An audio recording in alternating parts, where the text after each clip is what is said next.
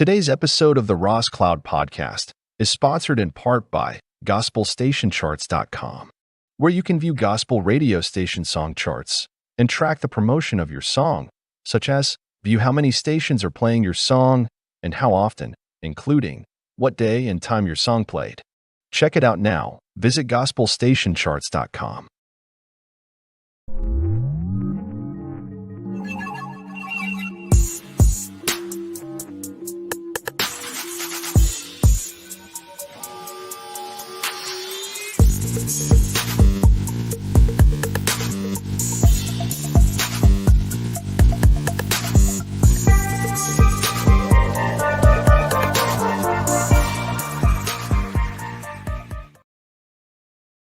To the Ross Cloud Podcast. I'm your host, Chris Ross, and this platform was created to motivate and to inspire in hopes that you will become a better you as we navigate through the clouds of life, empowering one another.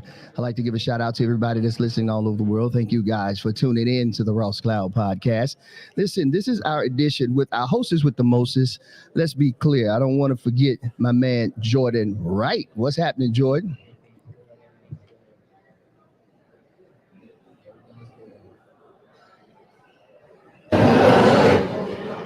Everything's good, man. How you doing? Man, I'm doing wonderful, man. Had a little technical Fantastic. difficulty there right quick. Had to fix that. I'm glad you're doing all right, brother. Oh, yeah. Listen, we are here at the International Black Theater Festival 2024. And it is fantastic. And we have our very, very special guest with us, Herman Laverne Jones. How you doing, sir? World out there, thank you for listening. Thank you for having me, Chris. Right on. Listen, this right here, I'm super elated and super excited about having you here. Man, listen, we're going to drop some jewels today. You're going to get a history lesson as well about the conception of the international, going from national to the International Black Theater Festival. And hey, just sit back, relax, and just enjoy this ride on this cloud as we talk about the International Black Theater Festival right here in Winston-Salem, North Carolina. Mr. Jones, could you please kind of tell the folks from the beginning, if you would? It's on you, sir. I will indeed. Thank you for having me again. And Jordan, good meeting you. I mean, you too. In 1979, and I'm Herman Laverne Jones of Raleigh, Durham, Chapel Hill, Garner, North Carolina. Went to North Carolina State University, got my undergrad in there, got my master's degree at the University of North Carolina at Chapel Hill in 1983. And upon getting that, I had worked with Chuck Davis of the Chuck Davis Dance Company, and I had toured West Africa before I went to college, and actually met Chuck while I was in college. And the most incredible thing happened. I went to South Africa and went to West Africa, and I was asked by one of the producers of this tour with Chuck Davis that once I got my degree from grad school, come to New York.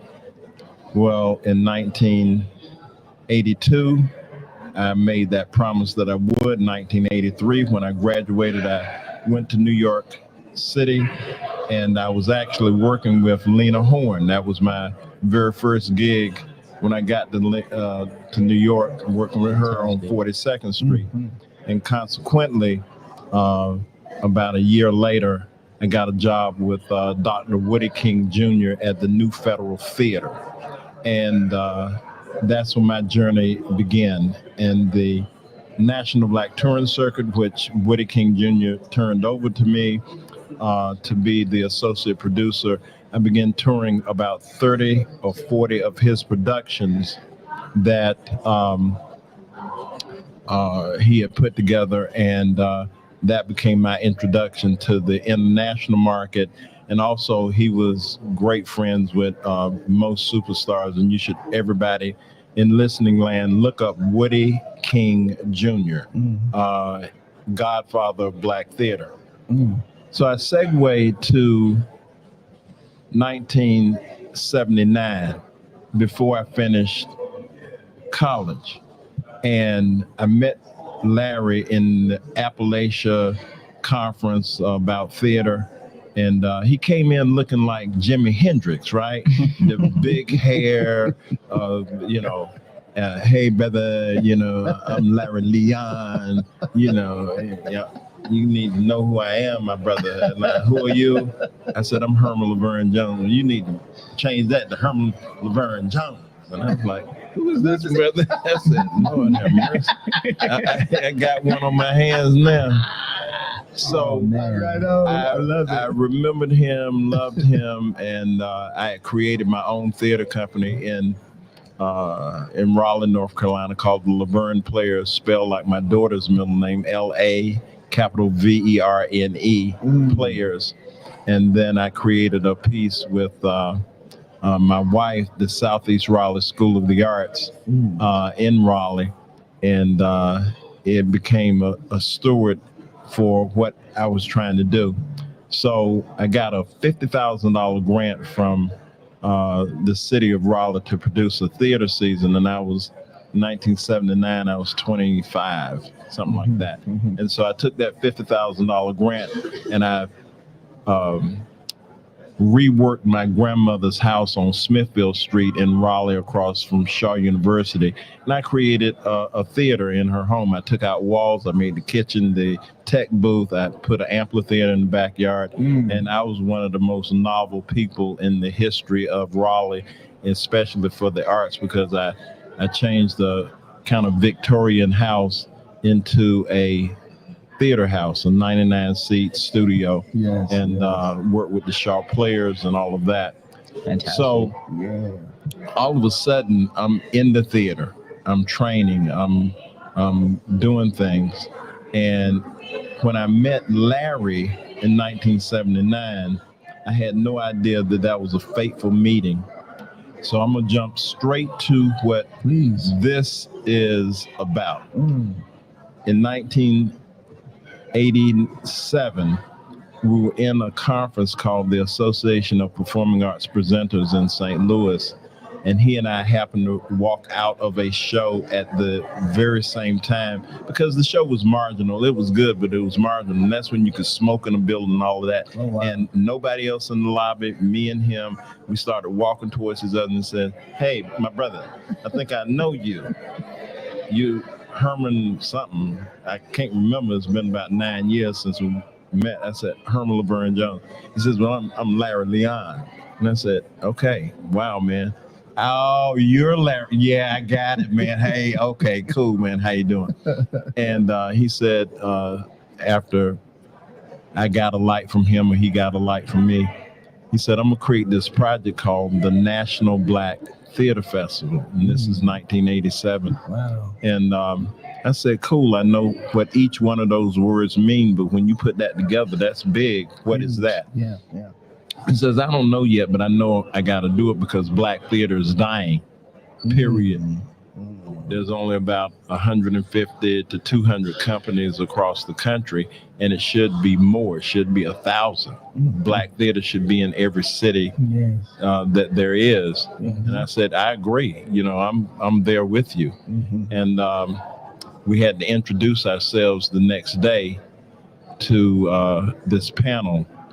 And it got to me, and I stood up. I'm Herman Laverne Jones out of New York with Woody King Jr.'s National Black Touring Circuit. And he stood up and said, "I'm with the North Carolina Black Repertory Company, and I'm going to do this thing called the National Black Theater Festival, and Herman is going to help me."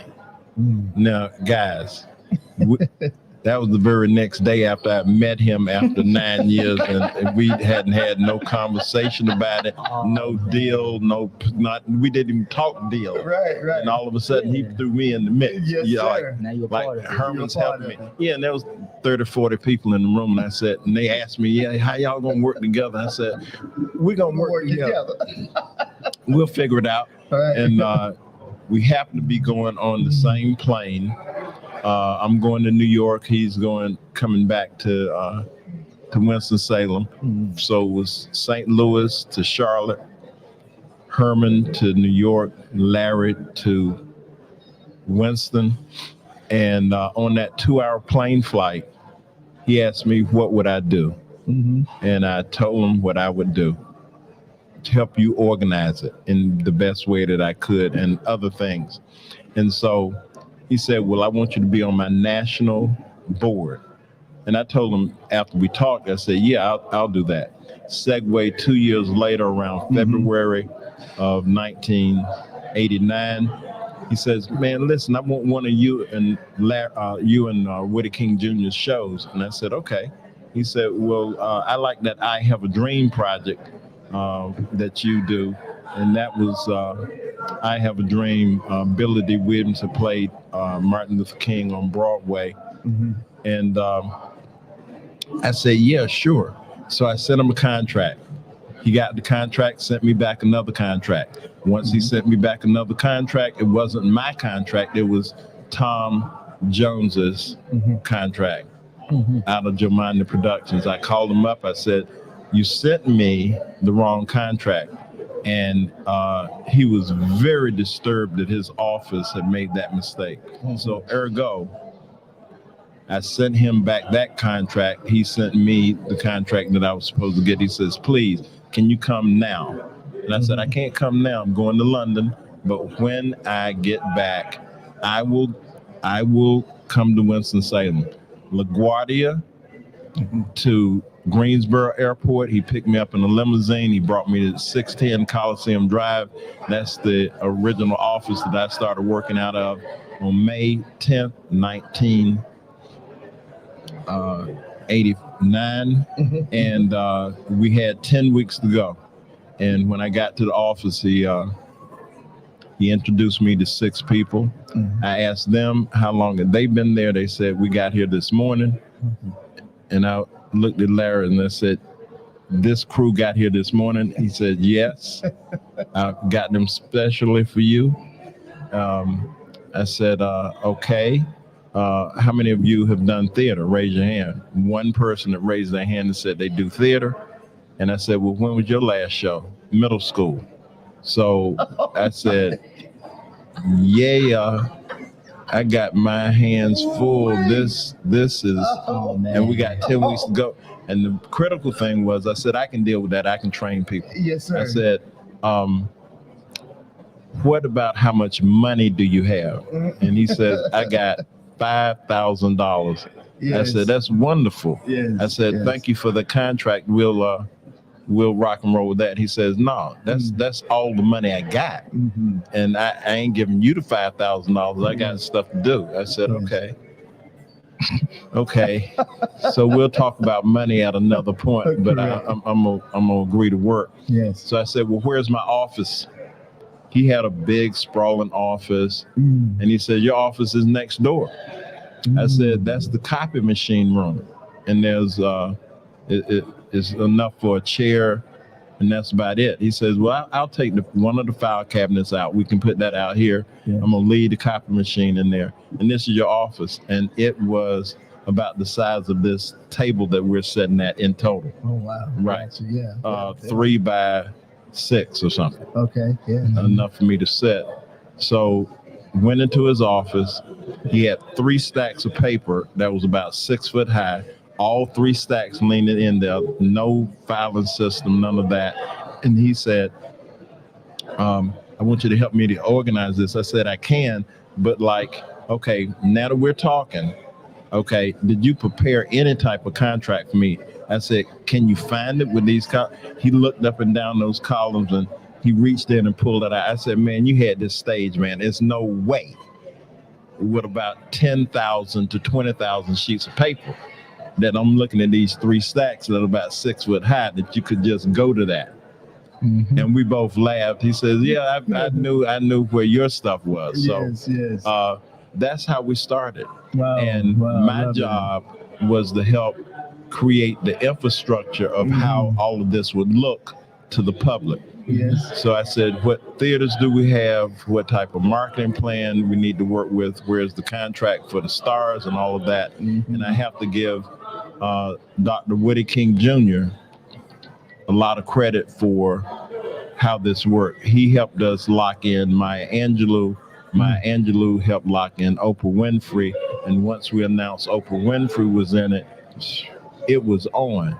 I had to set up the box office in the office, had to set up the box office at the different theaters. There was 17 companies at the beginning. Yes. And at the end of 10 weeks, we had gotten from merchandising box office $1 million.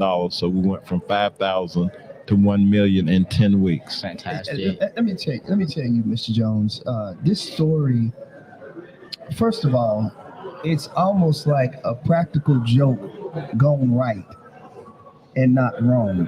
You know, a practical joke can go wrong, Yes. but this practical joke aligned itself so perfectly. 1989, when Oprah Winfrey was at like she was the Yeah. peak. Yeah. It was like, Yeah. what? She was a young She woman was a who young woman. Yes. she had broke through the ceiling and she was rocking and rolling. Yes. I mean, period. It was Period. it was so that first festival we had Oprah Winfrey, Maya Angelou, Lou Gossett, Yes. Cicely Tyson, James Yes. Earl Jones, Debbie Allen, Antonio Fargas, Esther Rowe, The greatest of The the great- great. I mean, just these Lou names. Gossett. The list of names, and I remember seeing Lou Gossett. Yeah, absolutely. Angela Bassett. Yes.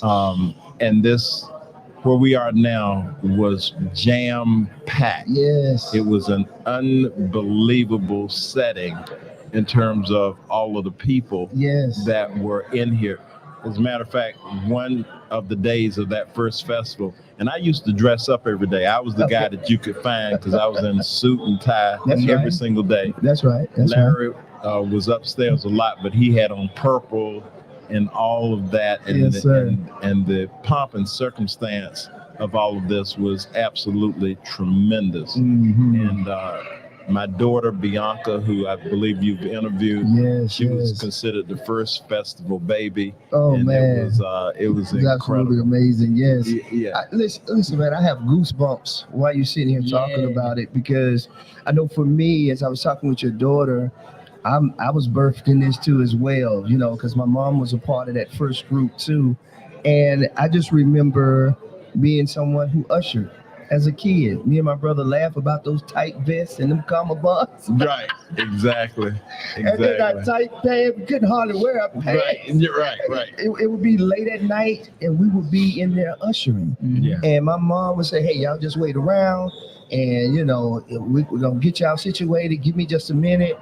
And the thing that I love is the trust value that we had, that Larry had, the group had, the team had, to just send your kids off to go be alone with, I mean, Strangers. Strangers. I mean, complete strangers. and nothing happened to us. Right, And there was such an accountability. We had to be professional. right, Don't you do that. right. It was almost like your mama was standing right Right. beside you. Exactly. And those days, they're not gone, but They're forgotten. they're forgotten. Yeah. They're not gone, but forgotten. Yeah. We had a incredible inner network here that was profoundly put together based on the trust, that everybody was having in terms of let's make this work. Mm-hmm. Let's create the trust. Let's create Yes. the formatting Yes. that this would live to see another festival happen in 1991. Yes. And the whole idea of every 2 years was to be able to build it back, take that breather, build it back, come up with new ideas, come up with new companies, workshops, late night events, spoken word, African drumming. It had an array of activity. And one of the days during the first festival, the restaurant actually ran out of food. Oh no. Yeah, Oh wow. yeah, and had to call on different food groups in the area to bring 3 Mack trucks in the back lot, Wow. and they were pulling food out and cooking it right on the spot. Wow. And Larry said, next time, Marriott, be prepared for this particular piece. Food, because when we come back from those shows, people are eating, they're hungry. So that paradigm changed. Yes. The Benton Convention Center, having the vendors there, the Vendors Mark has grown so incredibly. Man, So yes. it's one of the largest Vendors Mark in the country when it comes and generates hundreds of thousands of dollars Come for on. Fantastic. Black Yes. folks. Yes. And I That's remember beautiful. Larry was telling me about this new word that he was coining called Marvtastic. Yes. Yes. Marvelous and fantastic put together. And I'm like, man, ain't nobody, what? Marvtastic? Hey, my brother, I'm Larry Leon. It's going to be Marvtastic. Yes, man. Yeah. Yes. And Yes. he always put historically significant project in the country. Yes. And it turned into that. And we were funded by a variety of ways. My Mhm. biggest memory was trying to get money from American Express. Mm.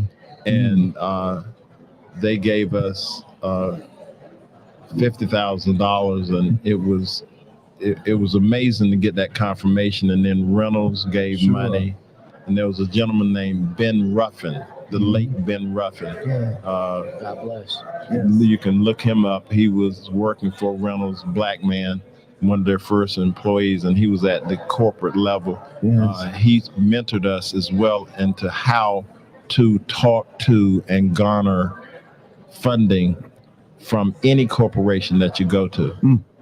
And now looking at the board in the back, there are major funders like these Yes. billion-dollar operations that Man. are funding this, and I'm just amazed. Ah. I'm just amazed at it.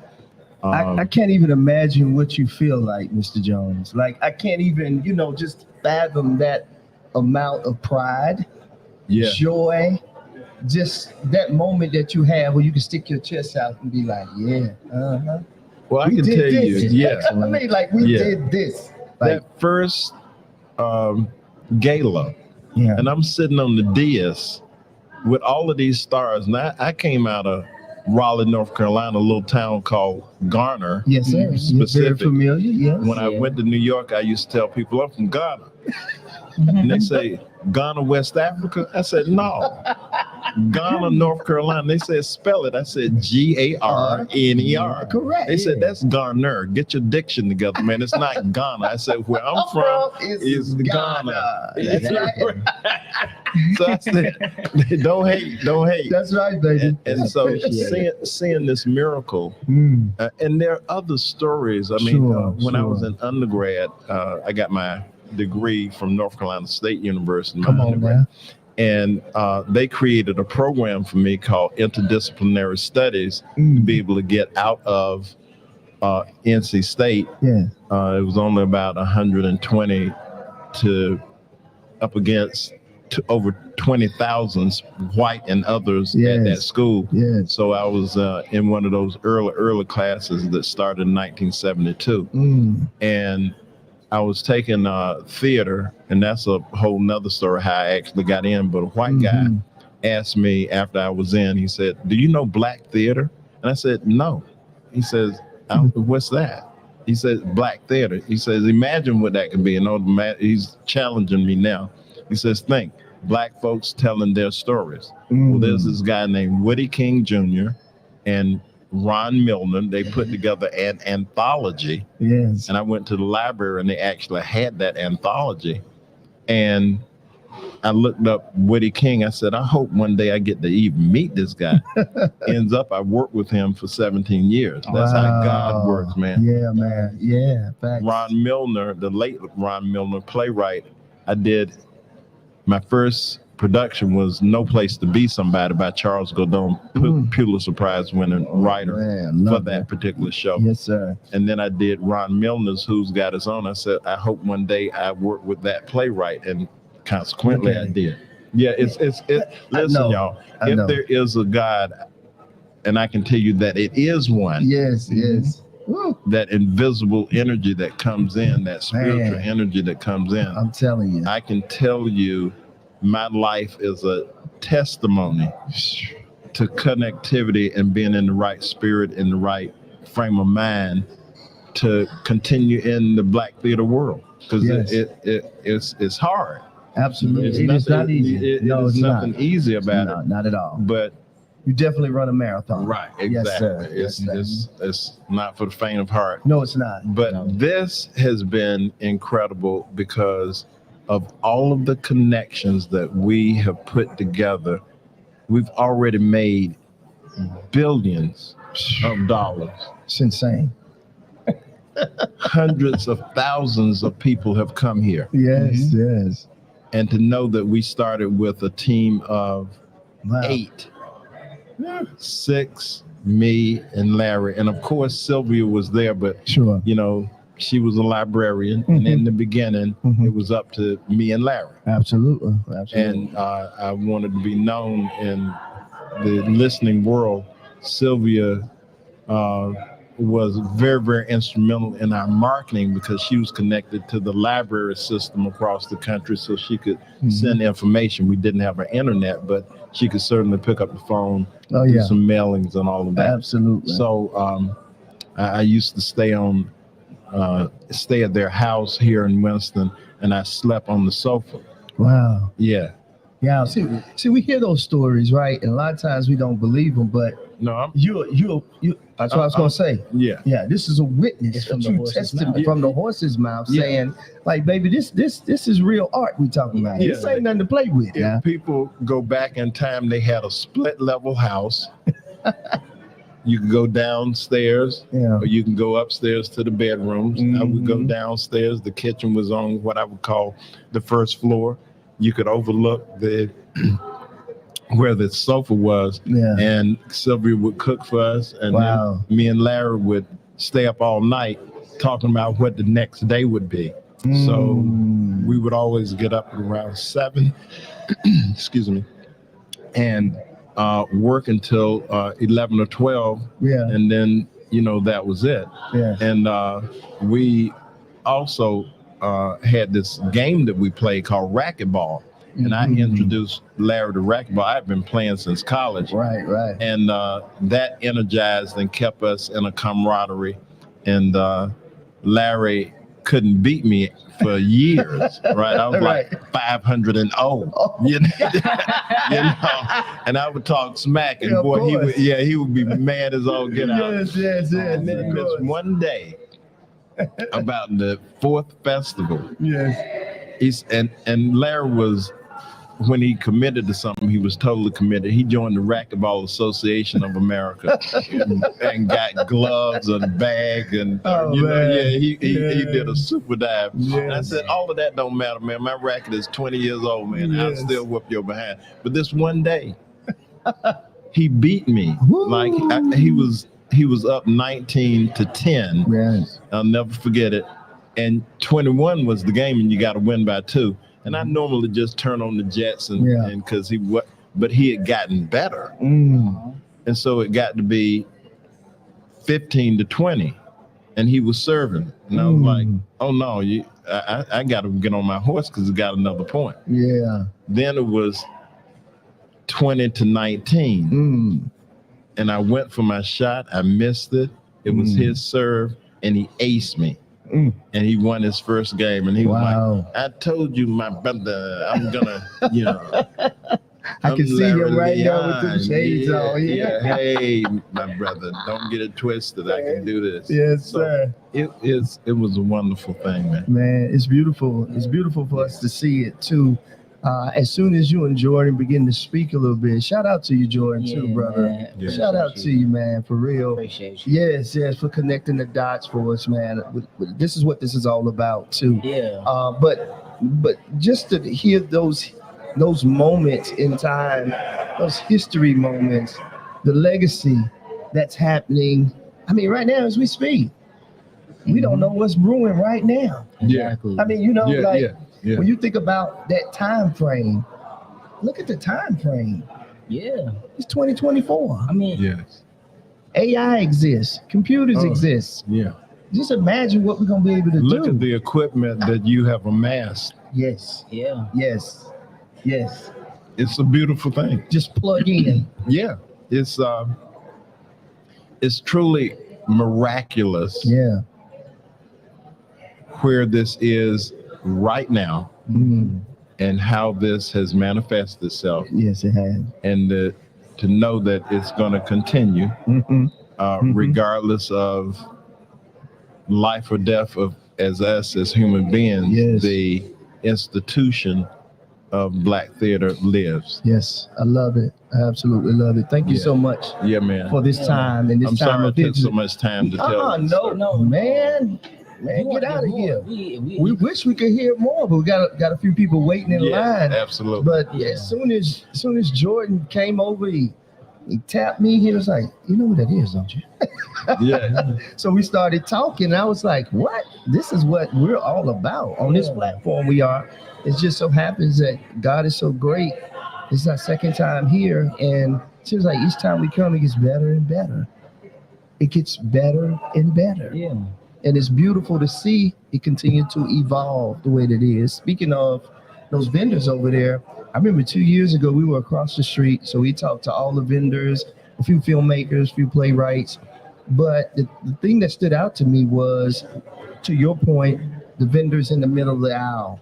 But there was this one side over here that was vendors from the front of the Benton Convention Center, if anybody's familiar with that, so all the way in the back. And it had a screening room over here, so somebody's playing a film over on the left side.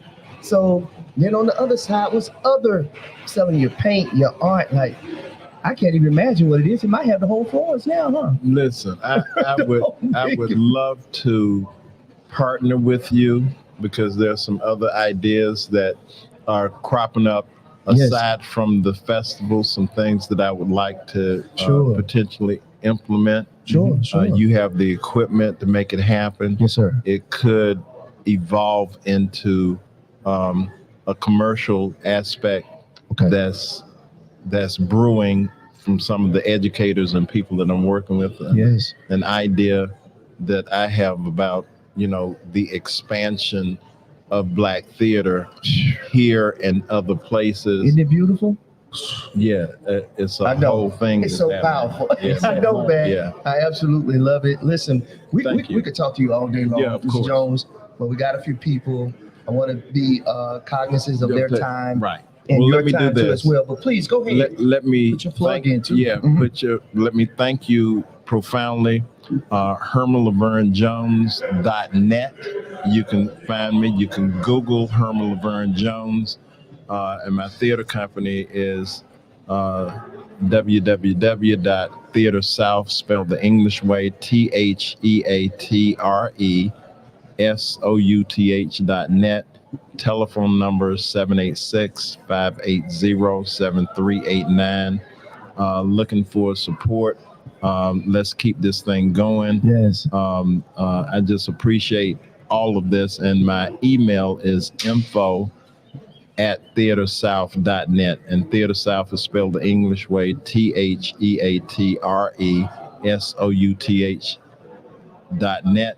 Yes. And so it's coordinated that once you get on that, you'll get a chance to see. And lastly, I have my own website, Herman Laverne Jones, HermanLev as in Victor, ERNJONES.net. I love And you get a chance to see, and you can Google Herman Laverne Jones. There it is. Thank you guys. And, I love it. Thank you. Blessings, and I will be talking with you, and I'm gonna get your information Yes, so sir. we can Yes, make sir. sure that we Yes, sir. stay connected Yes, from sir. now on. Okay. Yes, sir. Absolutely. Yes, sir.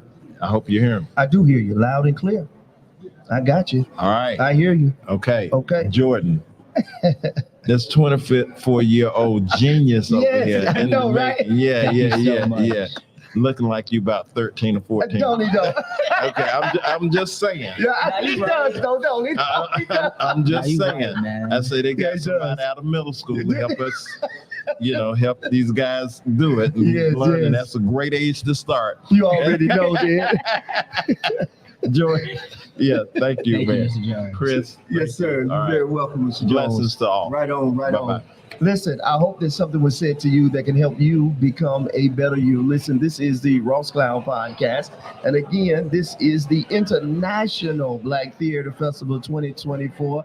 And it is mom-tastic. And we'll be right back with more from the festival. Keep being great. Peace. Thank you. Yes, sir. Yeah.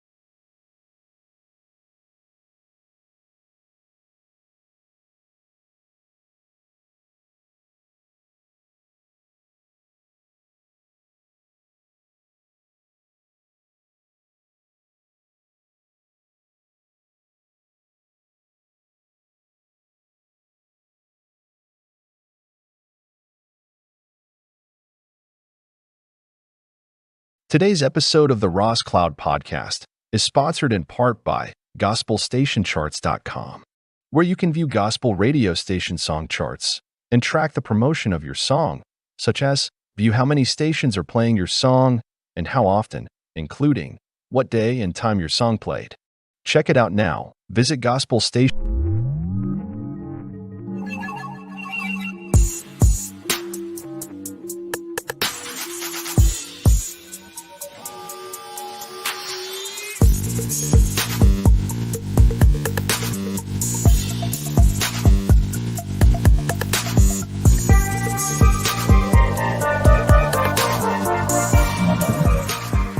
We trying to be nice now. You know what I'm saying? Don't be coming with the, no, nah. Hello and welcome to the Ross Cloud Podcast. I'm your host, Chris Ross, and this platform was created to motivate and to inspire in hopes that you will become a better you as we navigate through the clouds of life, empowering one another.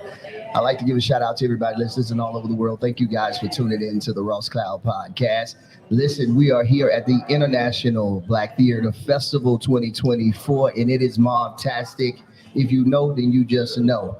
Listen, I have my co-hosts with the Moses. I have my special co-host with me, Angela Ray. And then I have the one and only Jordan Wright with me. What's happening, peeps? Everything's good, man. How you doing, Angela? I'm excited to be here. This is a lot of fun.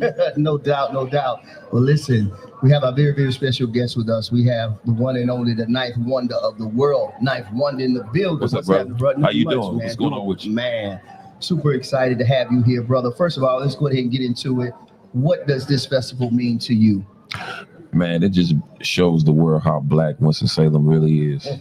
I hear that. A lot of people don't really understand the heritage that is in this city. Mm-hmm. This is a very, very, very Afrocentric black city. Yes, it is. And this is one of the many things that this city does. And it's been black a very long time, with a lot of black entrepreneurs. A black entrepreneur started this thing and raised a lot of kids around here. Yes. And so it just shows you the heritage of this city, how strong it is.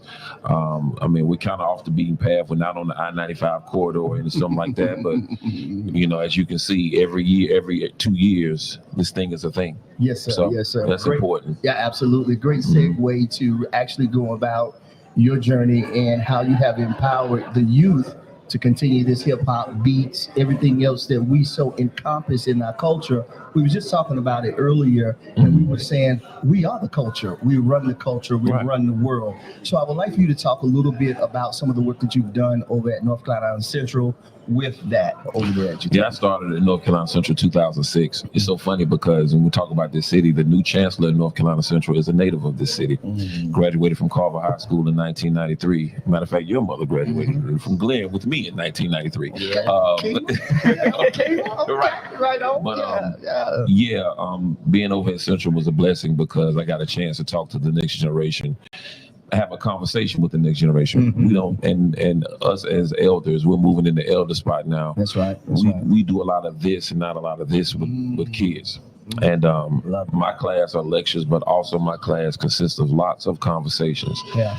Because that's the only way we're going to get to understand each other. And I'm tired of generations not passing the torch. So that's a big thing for me, especially when it comes to hip hop culture. Like, I don't want to tell you Nas is good. I want to make you understand why he's good. Exactly. And that's the thing. You know, it just can't be Illmatic as it. You need to listen to it. No. Let me show you the genius of this person. Yes. Let me show you the genius of Lauryn Hill so you'll understand what we're talking about. And our parents, in a lot of ways, and the elders did it to us too. So me teaching at Central was a blessing for sure. Go ahead, Joy. Go ahead. So what made you get into like DJing, producing, and how did you get to names like Jay-Z, Pharrell, and all the names that came along with that? Man, I was lucky enough to grow up. You know, if you're talking to somebody that's born like 1965 to 1980, we're known as Generation X. And Generation X, and I would go up to like 1985, 86 if you want to. But that particular 20 years of people that were born, we're known as the first hip hop generation, which means we're known as the first consumers of this culture. Say that. The culture came along, it was around 8-9 years before even a song was released. Yeah. And so by the time we get to 1984, 85, we might, as you have millions and millions of rap songs on your phone, by 85, we might have had about 50. Let's talk about And it. so, and so hip hop was something that, Facts. was in the air. We couldn't hold it in our phones. We couldn't hold it. It wasn't something that we could just rewind on YouTube. You had to go out and live it. And so in Winston-Salem and everywhere, if you was a black kid, I mean, that's what you were into. So I was lucky enough to grow up during the golden era of the culture, and during a fantastic time in R&B. I think we leave that out sometime. Yes. And so just being engulfed in music, where being good at music was first. There is no Instagram. There is no anything that kind of cloud the fact if you're good or not. Yes. You had to be able to sing. You had to be able to rhyme. This is a thing. That's facts, man. And so just being around that, and plus being in the band in high school and middle school, and it was a weird mix of things. But I still wanted to go to school to become a teacher, which I ended up becoming anyway. But just going to school and just staying on the craft and just wanting to be good at it. Yeah. My predecessors, the producers, I just wanted to be Jimmy Jam. Like I wanted to be Pete Rock. I wanted to be these dudes. Yeah. And the thing of it was that they were that because they were good at it. And so I did the crazy thing and dropped out of college. Word. It And worked for you, though. it worked out. It worked It out. didn't work out for everybody, but it worked out. That's right. That's Yeah. right. That's Much right. to my mom's chagrin, she was a educator in this city for 46 years. Love it. And so, I just kind of stuck with it and just put my head down, man. It's, it's kind of cliche. Law of attraction is real. Yeah. If you keep walking towards something, no matter how crazy your friends think you are, it will turn out to be great. Yes. So that's what I did. And it landed me in front of Sean Carter. Yeah. And to be honest, Sean Carter wasn't even on my want list. Exactly. I was a rock. It was a label back in the day called Raucus. Do your research label. But it was, was Mos Def, Quali, Pharoah Monch, Common, that type of thing, that type of vibe. And I wanted to do that because the music felt good. Because I'm a Tribe Called Quest baby. So, Come on, man. Come on. so that's what it is.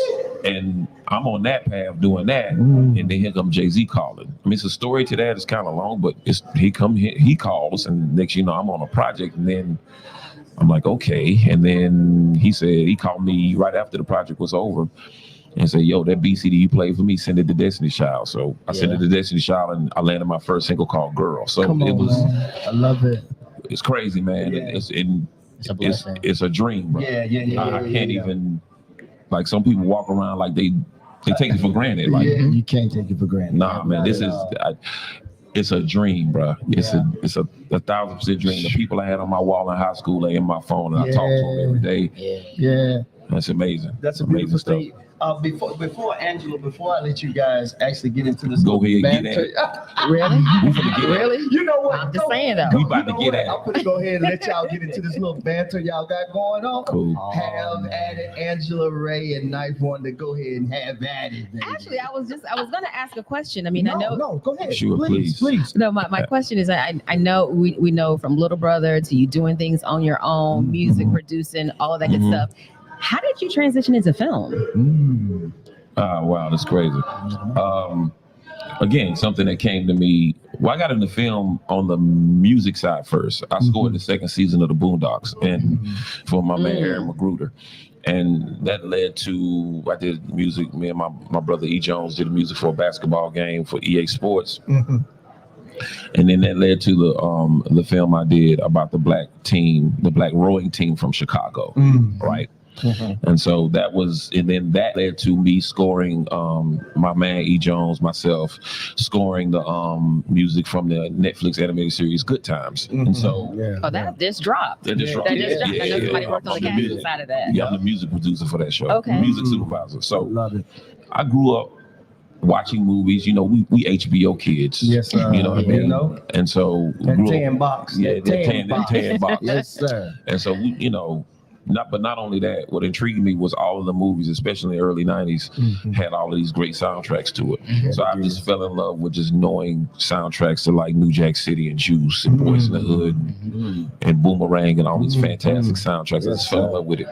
And so that's how I got into kind of like film producing. I was approached to do a movie, to produce a movie, and I'm like, wow. It was like, it's gonna be you and Dwayne Wade. I said, wow, okay, I'm with it. So Beautiful. but I'm just in love with the music side of it, pretty much. Okay, well, I got a question for you now. Since we'll hold tight on that little banter then, because one of the questions I wanted to ask you, I just not recently, I say when it dropped, that Pete Rock and Common album. Right. That was that is an amazing album. Right. I really want to know your thoughts on that. To me, it exudes hip hop, but I want to know from your perspective, what are your thoughts on it? Your true thoughts on it? I think it was a landmark album because it actually got a chance to show and almost kind of divide the fact that there's a difference between hip hop for 40-year-olds and hip hop for 20-year-olds, and that's fine. That's like, fine. I think 20-year-olds are tired of us bashing the music that they like. Absolutely. They like the music. That's fine. Let them have it. Mm-hmm. But at the same time, and a lot of us bash the music they like because some of us have no place to go. Like they have no music to listen to. Their favorite rapper ain't hot no more. You know what I mean? But this shows there are a lot of music that's out there that's our age that we love, and people still doing music that we love. Yes. It's just not on a platform we can find it. And Common and Pete Rock, along with Nas and Hit Boy, come on now, and a few others. Yeah. Yes. And shouts to Killer Mike. Absolutely. Shouts to Snoop and the Dog Pound. Shouts to my man Busta Rhymes. Yes. They're still doing music, Yes, but it's Warren G. It appeals to us though, and Absolutely. that's fine. I think we Yes. listen to music.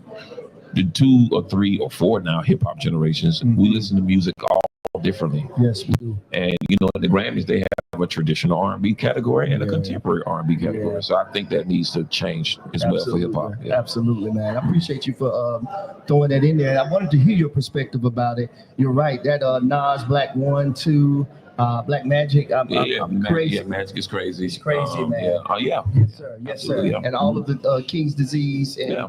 I was listening to the Lost tapes the other day too. Nas's Lost tapes.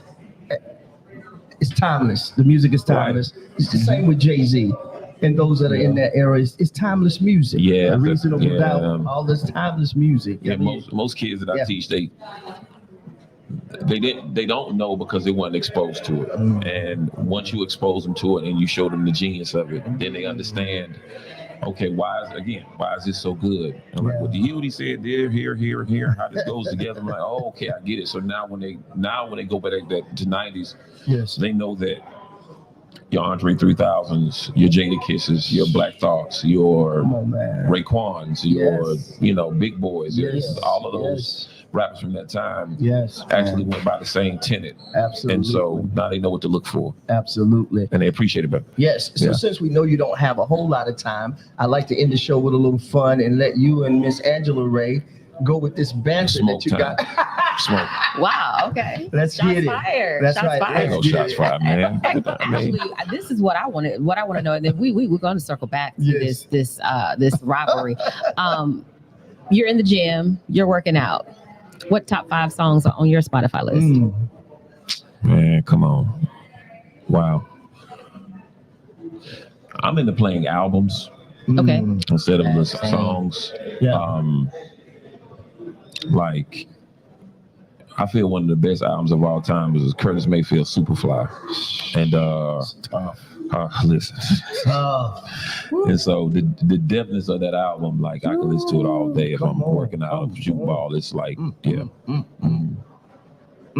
You ready for the smoke now? Listen, you playing around? I mean, no, I'm not playing around. So for those of you who don't know what this smoke, this banter is, right before Knight dropped in the chair, I said something about him because I was going to be over here. I said something about them letting a dookie get into the chair before it's Tar Heel. Wait a minute, I'm one too though. I ain't gonna even front. See, which one are you? Were you representing, Chris? What we doing? What shade of blue? day. Oh, okay. Okay. All right. I just didn't say nothing. Oh, okay. crazy. Okay. So You talking to Knight, not me. There's a debate going on about, between, since we are at the International Black Theater Festival, Okay. Yeah, say that. which institution by historical tenets is the blacker school? between Carolina and Duke. Yes. Oh, don't do that. We can go there. We I can got go about there. 5 minutes for a lecture real quick. Okay, go ahead. Oh yes, please teach us. Back in the late 1800s, early 1900s, there was a man by the name of John Merrick. John Merrick was a young barber in the Hayti district now. Yeah, we know that. You know what that is? Yes, I do. In Durham, North Carolina. was a barber, and at that time, he used to do a lot of young philanthropists' hair. At the time, he used to cut their hair. So one gentleman came in and he said, "Man, you seem pretty smart. Would you like to understand real estate? Would you like to own this barbershop?" He said, "Own the barbershop? What you mean?" He said, "I can teach you how to own a barbershop." He said, "You seem like a smart young man." So he showed him and taught him real estate, and he showed him how he ended up owning the barbershop. Next thing you know, John Merrick started making a whole lot of money. Then when he got his friend C.C. Spalding and his friend James E. Shepard, they started North Carolina Central University, and they started a company called North Carolina Mutual Life, which ended up being Mechanics and Farmers. Then it went back to the same philanthropists. Like, man, we want to have our own hospital. So the Lincoln Hospital was the only black hospital from 1900 to 1976. You know what that man was to help John Merrick out? His name was Washington Duke. Washington W.B. Duke. Yeah. I'm familiar with the story. Washington, are you sure? Yeah, actually I am. I bet you can't tell the same story about Carolina. Let me finish. So Washington Duke. Well, okay. Washington Duke, along with his sons James Duke and Ben Duke, not only gave to a school called North Carolina Central, that's called Ben Duke Auditorium on campus, they also gave about equivalent of $40 million to a school called Johnson C. Smith, which is crazy. Bulls. Yeah. Yeah, the Bulls, right? Bulls, The right. entire Duke campus was done by the first black PhD architect from the University of Penn named Julian Eibel at that time. Okay. On the campus of Duke University, we have the number 2 African American studies program in the country, which I'm a part of. And it was started by a man by the name of Henry Louis Gates. This was crazy. And then we also have a place called the John Hope Franklin Center, because John Hope Franklin wrote a book called From Slavery to Freedom. Man, can I keep going? Please keep going. I don't think we want to do So that. it's black because people of non-melanated gave money. I'm just asking. No, that's not what I said. That's That's not what I said. Because I just gave you a black man by the name of Julian Abel. I just gave you a black man by the name of Henry Louis Gates. I just gave you a black man by the name of John Hope Franklin. Absolutely not. It is entrenched in Black Durham. That's what it is. Okay. Because no matter who you are, these particular people that people hate so much by the last name Duke funded Black Wall Street. Oh, they did. They absolutely did. And even gave money to the Hayti district, to the church. So what I want to know is, can you tell the same story about the history of North Carolina? What do you mean? I know I asked something crazy. Did I ask something crazy? Can you give the same story? Do you mean philanthropist? Are you saying philanthropist? I'm just talking about African American history when it comes to the University of North Carolina. Okay. All right. We have, you were just talking about involvement. You know, we have George Moses Horton. Are you familiar with George Moses Horton? Okay, keep going. We got the GOAT. We got Michael Jordan. Why they always gotta go basketball? That's what they go. That's they what go basketball. I didn't say anything about the team. I didn't say a word about the team. Did I say anything about the team? Nothing at all. Did I say Carolina team, or did I just say Michael Jordan? Because there's a difference between Carolina, the history of the basketball team, and there's a difference in producing one of the best basketball players of all time. Those are two different things, because you can have one star player, but your team is crap. Can we talk about the history of North Carolina when it comes to the relationship with the areas in and the black people in it? And I do believe that the University of North Carolina has a good reputation as well. I'll tell y'all a story about Patrick Ewing. Patrick Ewing came to North Carolina in 1982, and he was going to go to North Carolina with Michael Jordan at that particular time. He stayed in the hotel, and he refused to go to the University of North Carolina. You know why? It was a Klan rally coming down the street, and he went to Dean Smith, and he said, "I can't do it, coach." And Dean, in his infinite wisdom, probably one of the most influential basketball people that ever lived. True. He said, "Go play for John Thompson." Teach us. But it was a Klan rally coming down the street. Yes. Okay. So there's not been any Klan rallies coming down Broad Street? I'm just asking. I don't think so. I'm just asking. No.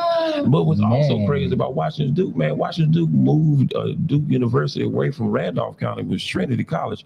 Trinity College is on the Underground Railroad. Let me tell y'all something, man. Please, I gotta take Lamont Rucker to his play. Oh, okay. Got What I you. gotta do in a minute. That's what you got to do. Okay. In a minute, man. So listen. No, I'm just playing. You know what I'm saying? Like, what's good? Well, you just ask questions. Okay, so I was gonna ask you, how did I saw on Instagram that you had a shoe deal that finally fell through.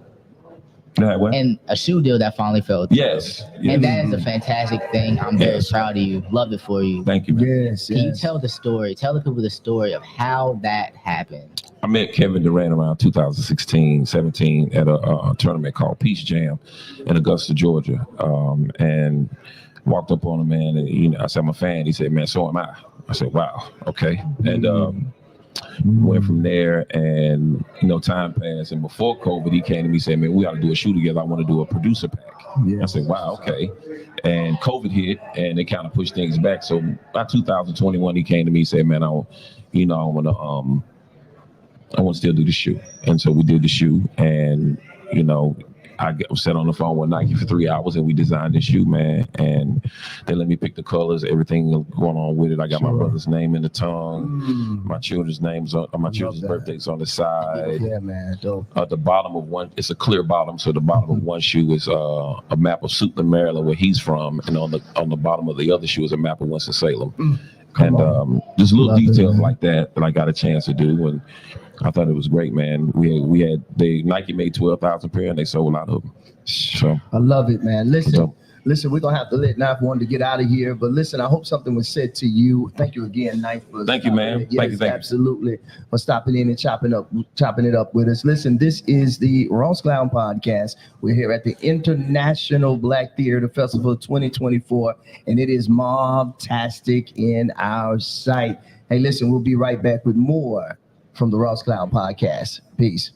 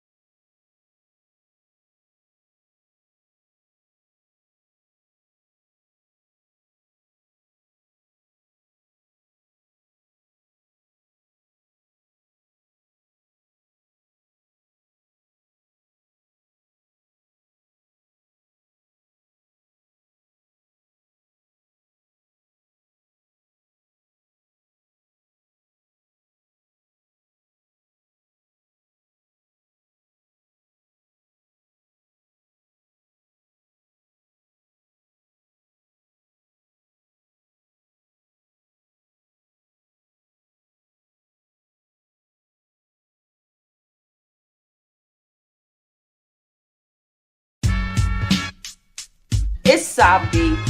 It's Candy Kane. And this is DJ Twister. If you want to support a great cause and donate, contact us on www.s4sinc.org. Supporting young sisters toward achieving success.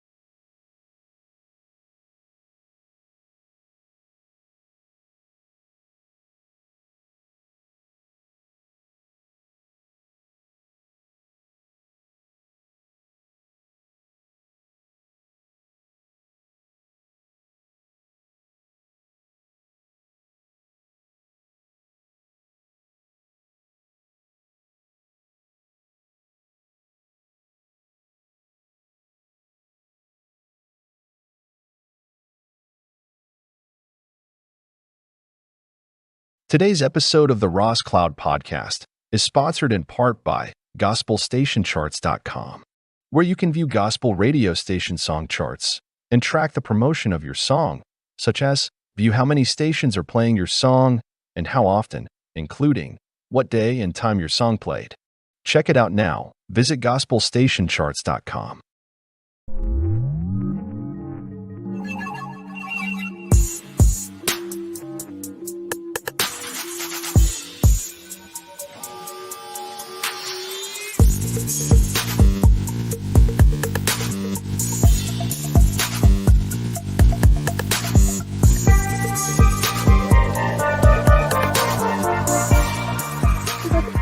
Nice.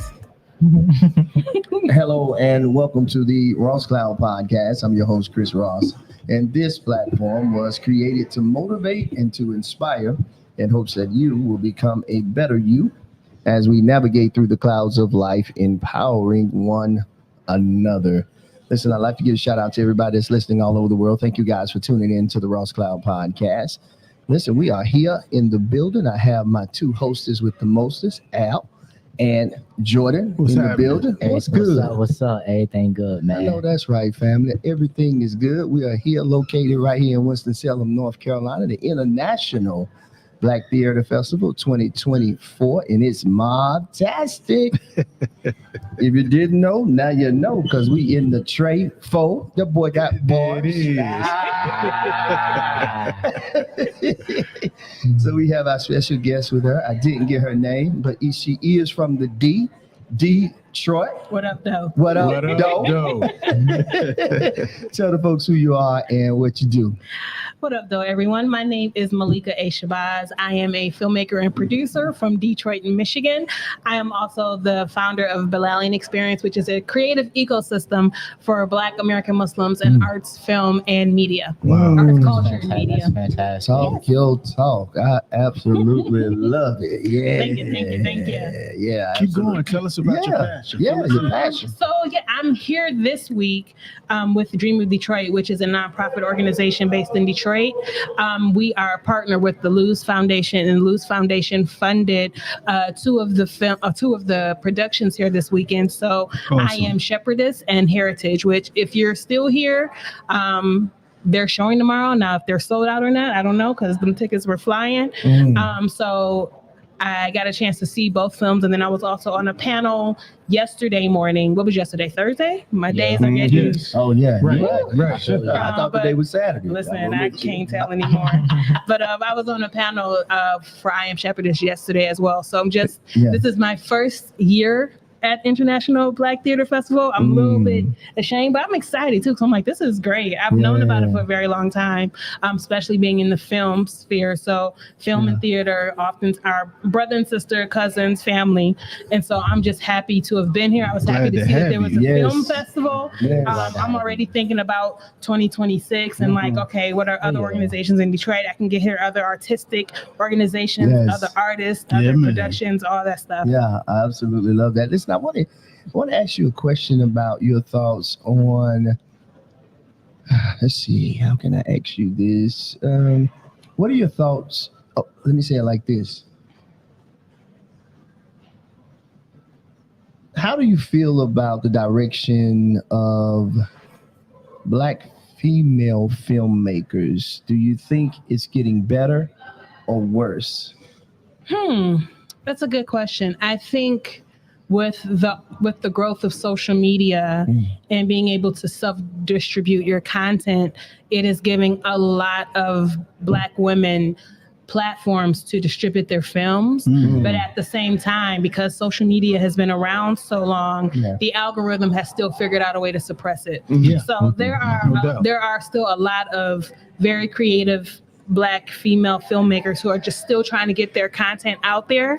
And they get pushback sometimes from, you know, the Wahites, but then sometimes from ourselves as well, because this idea I can't take credit for that. That's from Kev on Stage. He called them Wahites, and I just ran with it. I like it. But there's this false idea of competition, and there can only be one, right? So, so many of us, we have great content, but we're also competing for the same spots at the same film festivals, which whether there are film festivals or it's the bigger film festivals, but that's the beauty now of social media, is that there's so many platforms to get your information, to get your content out there. So I think it is getting better, especially with these phones. The younger generation, they've taken it and they ran with it, and it's beautiful to see. The only thing that I would like to work with them on, it's something that I'm working on further down the future, is that they got the content part of it, but it's the media literacy that's kind of lacking.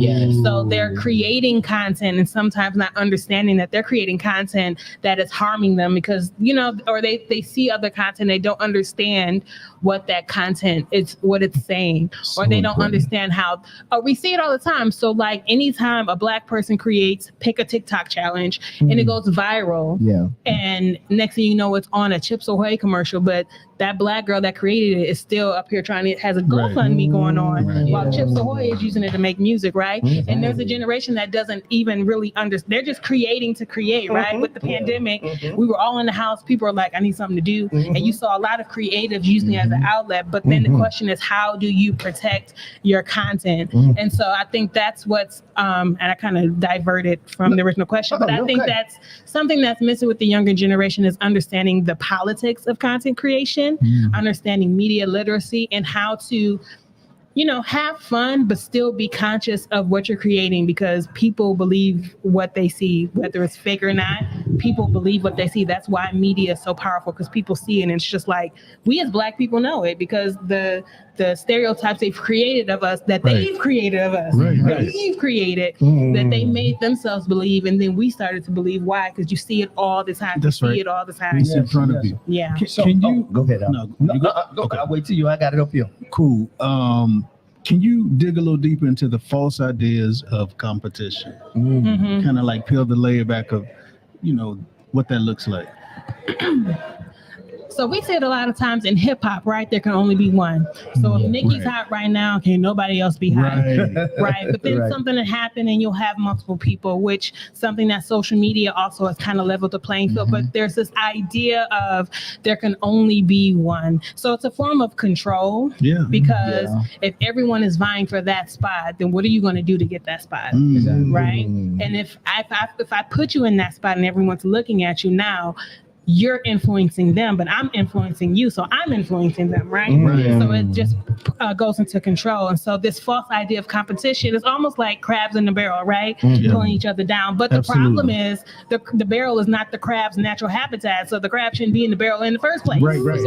And so what happens is that we're told that if you want to succeed, you know, you have to get in all the film festivals, and you used to have to try to get a deal, but now it's like, you gotta get in film festivals and get distribution, and only a certain amount of films are given that distribution. And so people think that, well, I have to get a distribution deal in order to be successful. And it makes it easier, don't get me wrong, but I know people who've gotten distribution deals for their films, and it's like, it was terrible. They didn't promote it correctly, and it was just a headache, you know, because they thought this was a big studio was going to do right by it. But then that's the beauty of having like a YouTube or like a VHX, where you can create your own paywall. So like one of the first platforms I remember was a platform called A Good Day to Be. It was started off as a series of shorts called A Good Day to Be Black and Sexy, and then they started their YouTube channel called Black and Sexy TV, and then now I think they have their own platform. Same with Issa Rae. When Miseducation of a Black Girl, Miseducation, I'm thinking like Lauryn Hill. The Misadventures of an Awkward Black Girl. Like, I remember when that came out in real time, and how the straight YouTube, but before she had Hooray and all that, she had the YouTube channel. So it was that. She had the show about the church, the choir, I think it was called. She had Ratchet Peace Theater. You know, she had all these things. And so you had people creating content and using the platforms to get it out there, and it came to them. But what happens is that we see Issa Rae's success, and some people think, well, I have to do this so that I can get what she gets. And so they make us compete with each other instead of really realizing that there's social media has really changed the game in terms of getting information out there. Yeah. Granted, the algorithm is racist, but still, Yes, it if is. you understand it, you can still speak to your demographic, you can speak to your audience, and you can still be successful. Yes. And what I found is that when we're successful within ourselves, then they come knocking. Yes. So like, That's beautiful. Yes. just real one point, like even like with Ava DuVernay, her first film, it wasn't I Will Follow, it was another one before that. I can't think of the name. Urban World. Yeah. Like they showed them, even she says it wasn't that great, but Urban World, they showed the film, they let me come, and they like took care of her. American Black Film Festival is also another film festival known for taking care of Black creators because they understand what's going on. And then from there, we had I Will Not Follow, and then of course her career took off. So yeah, I think this false idea of competition, which has been placed in our community outside of art as well, it's just been another way of keeping us from uniting. Because anytime Black folks get together, it's a wrap. Right. Yeah. They just Especially when we're unified. especially when we unified. Especially. Yeah, facts. They was just showing some numbers not too long ago, and they was talking about Boss Man D-Lo's song, right? Mhm. Everybody's doing that dance to his song. Yeah. So he made, I think it was $3.8 million off of that. But the person who created it made, I think maybe $8.3 million. And then they went down, and to your point, somebody else did it, and it was $34 million off of it. So the question is, the dance was made by the young Black person, But everybody else, everybody else making money and getting richer than the actual Exactly. person who made Yeah. it. So my question for that, when we were talking about it, is to your point about intellectual property. Then,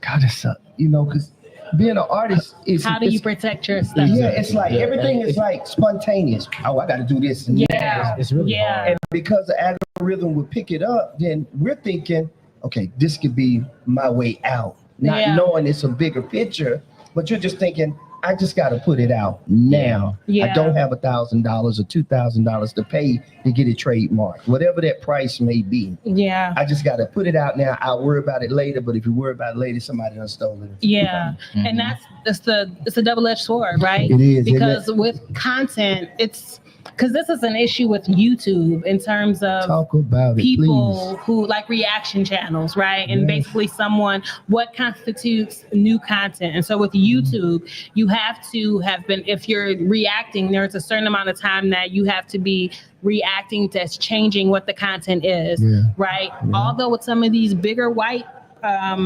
creators, Yeah. they They got can that. just sit there and watch it, and they're making money off of just watching someone's content, right? Killing it. Which technically is illegal, but YouTube is like, well, people are watching it, which Yeah, is it's making open me season. money, so we're Yeah. not gonna say nothing. So, but Exactly. there's a constant discussion on how do you protect your intellectual property via social media, and it's Yes. really difficult to It do is. because it's out there. You Yeah. know, and you can't really, you can't stop someone from resharing Yeah. or people Downloading yours. downloading. Now the issue becomes with people who are stealing concepts and recreating the concepts, but that's like that goes into whole entertainment law. It's difficult Yeah. to take it to just like with YouTube strikes, right? If you if you give someone a strike, if they're big enough, they take you to court. It's Yeah. difficult to prove libel or whatever it is you're saying that they're doing because agree. it's public. So then the question becomes like, but when you're talking about trademarks, this comes with people who are like creating platforms, creating brands. And then it's like, the question becomes, well, what do I do? Because trademarking ain't cheap. Like, No, it's not. and you have to get a lawyer because You if you have don't to. know what you're doing, it's not like the government's gonna like, get it just done. fix it. No, that's a No. whole nother, They're not going to fix it. right. Like it's an easy with the lawyer, probably a minimum of, depending on, well, trademark is natural. So at least $2,000, Yep. 2,500 Yep. to be modest, right? Yep. Yeah. But everyone doesn't have that. So the question No, is, they how don't. do you protect that? And that's the difficult part, because what happens is that people see it and go look it up and will trademark it. Now, what I do know from looking it up is that if you have been using your mark for a certain amount of time and you can prove that, you know, you've had commerce, then you may be able to fight it and get your trademark. Oh, yeah. But it's just like, there's some people that just don't have 2,500 in their Yeah. pocket to go trademark the name of their business. And that's where that's where it gets really funky and it gets predatory because there are people who are watching Black folks because we create the culture, so they're watching us to see what we could do. For the globe. For the globe. We create culture for the globe. For this universe as we know it. And probably other universes that are traveling here looking at Earth like, y'all struggling over there. But you have a lot of folks who are just creating because Black folks, that's what we've always just created. And the struggle has been how do you protect it, especially in a capitalist society where everything is about money. And so with trademarking, it's just like it sucks if you blow up, but then it also becomes being smart because if you blow up and that first check hits, it's like, okay. And that's another thing that a lot of people don't have is that there's a business side to content creation. Like everyone thinks you just go viral and it's like life changes. First of all, going viral don't mean you're going to make money. It just means you got a lot of views. You got a lot of views. Right, because Instagram don't even pay for reels anymore. They used to pay you for your reels. They don't do that anymore. So if you're smart, because I was teaching a class about content creation, I was like, going viral isn't the goal. It's like most people who go viral and get famous have been creating content for a good year, a minimum of a year and a half. Even though you have companies that create viral content, a lot of the King Box and all the Lala Milans have been creating content for years before they go viral. So by the time they go viral, they already have the content for people to go look at, but they're already in a space where they can create. If you're not a creator, understanding that this is a job, you got to get up. You got to create the content. You have to figure out if you're doing something narrative, you got to write the script. You got to shoot the script. You got to edit the script. You need you do color correction. You need a caption. You need hashtags, and you have to do this consistently as if it's a job. So by the time you get viral, you're not trying to rush and I got to create. Now it's like you're going viral for what you were already doing. Now people get creative and do stuff just to get the views. So like Doja Cat, when she came out with Moo, she already had an album or two out. So Moo was what put her out there. So I do have a question for you because I'm a photographer and I would love to get into like filmmaking and all this stuff. That's really the goal. How do I get into filmmaking? Go out there and shoot a movie. Okay. It's that simple, but I'm sorry. Go ahead. And also, like, because I'm a photographer, I'm shooting a lot of pictures. It's impossible to copyright everything that I shoot. Right? And so, like, how do I go about, for all the other photographers and younger photographers out there, how would they go about like copyright laws, stuff like that? I know it's an ordinance with your state more so than anything else. So as a photographer, you have to be mindful of where you're putting your content. I know a lot of people put watermarks on their stuff. Like with Instagram, people post stuff and it gets stolen all the time. But at the same time, you'll see in the comments, someone will say, hey, this is so-and-so's this is so-and-so's picture. And the shame will cause them to pull it down.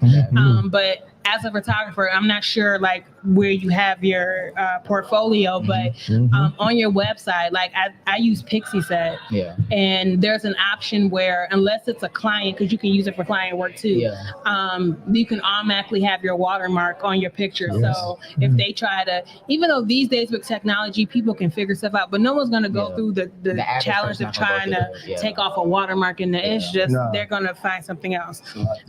Trying to get over into filmmaking. So photographers make very good DPs. I'm not sure what part of filmmaking you're trying to get in. That's actually what I want to get into. Photographers make very good DPs because you already seen the concept of framing, right? And a movie, like literally a frame, when someone says 24 frames per second, that's literally 24 pictures per second. So oftentimes a photographer will make a great DP because you already understand like you're looking, there's a visual aspect. So one, if you're also looking to write, start shooting your own stuff. Oh gosh. But I'm not sure. Where are you from? I'm from here. Oh, North Carolina. Oh, North Carolina. I don't know what your creative circle is like, but listen, if you meet someone, you're a director, I'm a DP, let's shoot this film. I don't know if you edit video as well. I can. Listen, YouTube will teach you how to do everything you need to do until you can find someone to pay for it. For a lot of people don't realize that a lot of people think you gotta go to like these huge schools, Juilliard and NYC school, movies, all the stuff. You can really get a lot of information free off of YouTube. You gotta shuffle through the mess. But once you find like a few creators you like, you're set golden. Steven Spielberg dropped out of school. Yes, he did. Right? Like YouTube college at the University of Google is free 99. You know what I'm saying? And literally anything you want to learn. And it's not just like crappy. There's really good quality content on YouTube that will teach you how to write a script, how to frame a shot, how to do a budget, how to produce said budget, how to produce said movie, how to market, everything you need to know. Like I tell people all the time, like I went to grad school, but the main reason I went was for the access to equipment and people. Yeah. And I got both. Most of the stuff you learn. You can sit in the class and you can watch all the Stanley Kubrick movies. You can watch all the Hitchcock movies, but until you actually go out and do it, it's not just like it gets in your head and your body just automatically, okay, I can shoot now. No, you have to go and do it, right? So I'm not anti-school, but at the same time, to be a filmmaker, you don't have to go to school, but you do have to study, right? And there's enough YouTube. There are books out there now, like read books. I tell people to if you're a screenwriter, read scripts. If you want to be a DP, when you're watching films, like don't just watch it, like pay attention to shots, pay attention to framing, pay attention to color as well, all of so that you're looking at, which is your friends will start to hate watching movies with you because you're looking at the screen like, did you see that? And what is that? Right. But you know, it helps sharpen your skill because you're looking at people like, oh, that was dope, and how they frame the shot and how they have, or learning the rules to break the rules. So for one, just go out and start shooting, even if it's small 60-second movies, go ahead and do that. But then if you find people, like you got a friend that's a director, I'm a DP, neither one of us got any money. So that's right. Let's get let's it. Let's put it together. That's right. And let's get it. I love that. I really appreciate that. You're very welcome. Yeah, that's what I love. Whenever we get people on, or business-minded individuals, artists that can come on and have a teachable moment, because that's what it's about empowering the next generation, or even us that are older, because we like to create too. We like to create too, and we want to know too. How do I do this? Right. Which is, I love the fact that we do have a younger person on our team. Jordan is on our team, so trust me, he helps us navigate through social media because we need it. Even though we understand it, it's still like, okay, now Jordan, tell me about this. How does this work? What else do I need to do? Do I need to do this? Details. Right. And then not only that, you're like in your 20s. Yeah. So by the time you were born, social media kind of was. You've grown up with social media. So I'm 40. Okay. So I'm part of that generation where I remember life before social media, but then I remember the GeoCities and AOL, ASL, and all that type of stuff. Right. So I'm in a unique position where I knew what it was before. Like I know how to use a telephone. I know how to use an answering machine. I know how to use a fax machine. You have to unplug your phone, all that stuff, right? But then at the same time, I also understand social media, how to use it. However, with your generation, you know, you guys were born using it. So you're the way you guys interact with it is different because you haven't known anything else. Like I was talking to a friend, like the concept of Google has always existed for you guys. Like it really has. You're right. Existed for you. They didn't start like in '98. Or it was like something like in the 90s. Oh no, but y'all got it. But by the time you got here, it was like here. I remember there was no Google, there was libraries and encyclopedias, card catalog. My grandmother, grandfather, they had like all the encyclopedias in there. Oh my God, that is so long. Oh my God. Right, because I was born. I'm sorry, I don't mean to cut you off. But I was born in 2000, so it's like. See, he would say that, but I was graduating from high school. But it was also Y2K, like. But also, I was.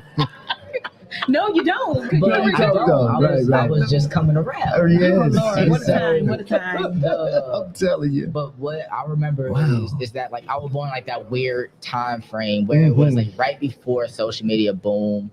And then you have all the analog stuff. So I remember the fax machines. I remember answering machines. I remember the Dewey Decimal System. I remember them teaching me that in elementary school, thinking this is the stupidest thing in the world. Why can't I just ask the librarian? They just tell me what it is. You know what I'm saying? Third aisle, halfway down. Look to your left. It's right there. You know, like. And so, like, I still remember these things, how to use like these things. So if I'm ever in the library and I just need some information, I can get it Yeah. But If I'm ever in a library, you know, Yeah, I find myself exactly. in that thing, getting I a just cup of happen to coffee. just Yeah. getting a cup of coffee Getting a at the cup of coffee, library. Oh, God. you know, I was that's getting what a they cup of coffee at the library and And I decided, let just- me go rent a book. Yeah, so I could bring it back late, you know, Right. with fees. Or just, or just Yes. pay for it at that point. would not have guessed 40. Yeah, I was I thinking would've- late, I would've- late 20s. Honest to I God, was thinking would've. late I would- 30s, I would have 34. thought early Wow. 33. Normally I 33, get 34. late 20s, but it's okay. I mean, I'm getting old. I would have thought It's early. good. I would have thought early I was 30s. definitely It's thinking good. late It's 20s. listen, Yeah, yes. black don't crack when you take care of There it. you know go. what I'm saying? There it is. So what projects are you working on now? Yes. Wanted to know. Yeah. So I have a short film that I'm in pre-production for. I'm trying to get that shmoney to Yes. film it. Come on. Also with Balatin Experience, actually I just rebranded it like this year, and so I'm working on getting funding for that so I can not only produce shows but create the opportunities of community for said artists. But the main thing is getting this short done because I wrote it forever ago, and it's like my friend told me to stop looking at the script because every time you look at it, you say, "Well, let me just change this," and then 3 months later, you're on Yeah. version 24. Yeah. So that's the main thing, just getting funding so I can at least try to get it knocked out this year. Yes. Because filming is simple. I can knock out filming in the weekend probably, but Okay. post-production is going to take longer because it involves like a levitation scene and graphics and stuff like that. Okay. I love When it. did you know? When did I know? Was it 5th grade? Was it middle Oh, school? So, When did you know this is what you were doing? right, like, what did I And mean? then also, I want to add on to that. And what movie was it? Because everyone has like a movie Yep, I that sure did it do. for them. So, Daughters of the Dust. Yes. Daughters of the Dust was the movie that made me fall in love with movies before I even knew. Okay. So I saw Daughters of the Dust. It came out, I was in about 3rd or 4th grade. And ironically, Julie Dash knew the son of my principal. So she came to the school and we got to talk to her. And all I remember is the film and I remember her. And so that film was always was just there in the back of my head. It wasn't until undergrad when I took an intro to film class as an elective, just because I was like, electives, I'm trying to graduate. Yeah. And I took the class and I was just like, whoa. I was like, wait a minute. Like, that was also the first time I saw a foreign film because I was one of those bougie people. And I can't watch a foreign film without subtitles, blah, blah, blah. No, watch it watch it in its native language, and read it. Yes. Because it's not the same when it's a subtitle. You don't get the same feeling. But I watched Run Lola Run and I was like, this is a good film. Oh my God. And Yes, so yes. that piqued the interest. But also I was maybe a junior at that point. And so changing my major wasn't going to happen because the parents were, when are you going to graduate? And I hated the school I was at. So I What kind of school? tabled it. I went to Wayne State University. Now, this is not a shot at Wayne State. Wayne State is a good school. Where is I it just- located? Detroit. Okay. I just didn't want to go there as an undergrad, but Wayne State is a good school. HBCU? It's not. Okay. It's a PWI in a Is black it- city. Is it a conservatory or is it like No, Wayne State is a university. Okay, I it's got you. a flat out university. Okay. Most people know it for the medical school. DMC is one of the top 3 medical schools in the country. So yeah, a lot of people know from medical school. It's not a bad school. It's just I didn't want to because I was trying to leave Detroit and it didn't happen. But nonetheless, so then fast forward to I graduated in 2007. January 2009, I moved to New York. And after being in New York, I think up to like 2012, I was like, okay, I want to go back to grad school. And I know I want to study film, but I don't know where I want to go. And I know I don't want to take the GRE because I just don't like standardized tests and I don't want to do we don't it. want to do that. I didn't want to do it. So I was working at Harlem Children's Zone, and my coworker at the time, Shola, was like, you should come to an informational for my school. It's called the New School, and you don't have to take a GRE. I was like, well, let me go look at it because I don't want to take a GRE. Exactly. And I was at the information session, and they have different people from different departments come and talk, whatever. Yes. And this little short, light-skinned lady walked in late. And she said, after she sat down, she said, I'm sorry I'm late. My name is Michelle Mater. I think at the time she was the director of undergraduate studies. And she was talking about what she did and her accomplishments. And she said, my company also did the distribution for Daughters of the Dust. And I said, That was it. That was So it. I remember at the end of that, I went to introduce myself to her and said, I'm going to be applying and hopefully I get in. She was like, yeah, once you apply here, email me. So I applied, got in, and I emailed her on just some, can we meet up for lunch or blah, blah, blah. She was like, yeah, come to my office at this time. And she straight put me to work. And one of the things that I appreciated about Michelle Matera, may she rest in peace, was that with me and all of the students that came under her, she didn't gatekeep or none of that. Like she had connections. It was like, who do you want to meet? Who are you trying to? Let's go. And so she had so many of us working, and she had a podcast, or it wasn't a podcast, it was a film series and a podcast part to it called Cravely Speaking. And so, and I got to meet Julie Dash, and I told her the story. I was like, oh, my third grade. I love it. And she remembered. She said, yep, I remember because they had food for me and they danced for me as well. I'm like, I don't remember all that. I remember you. But she remembered that. And she was like, yeah, I remember because I knew Michael, who was the president's son and all that. So that was the full circle moment. Like, okay, this is where I'm supposed to be. So that's what it was. It was the Daughters of the Dust made the impact when I was younger, but it didn't manifest until I got older. And I watched it again, and every time I watch it, I'm just like, yo, this film is it's amazing. I gotta put that in. So yeah, Daughters of the Dust. I love that. I love that. So listen, we'll have a little fun with you. I always like to tell folks that in the early 1990s, I used to go back and forth to Detroit. I always like to tell, that's like my little... The early 1900s. You sound like my niece. 1991. You were born in the late 90s, because I was born in 1980. You were born in the late 1900s. I said, girl, if you don't get out of my face.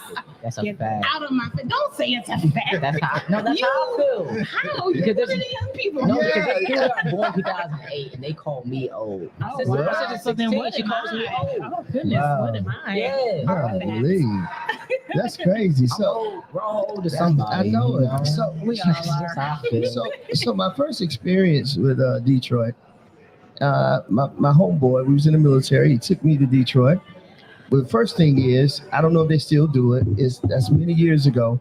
But you usually can hang out on 7th Mile. You can park right there on that whole. 7 Mile on what? Well, let me say this. What was it? It's a strip that's on the water that everybody parks and they hang out on. Oh, yeah. It used to be the Riverwalk.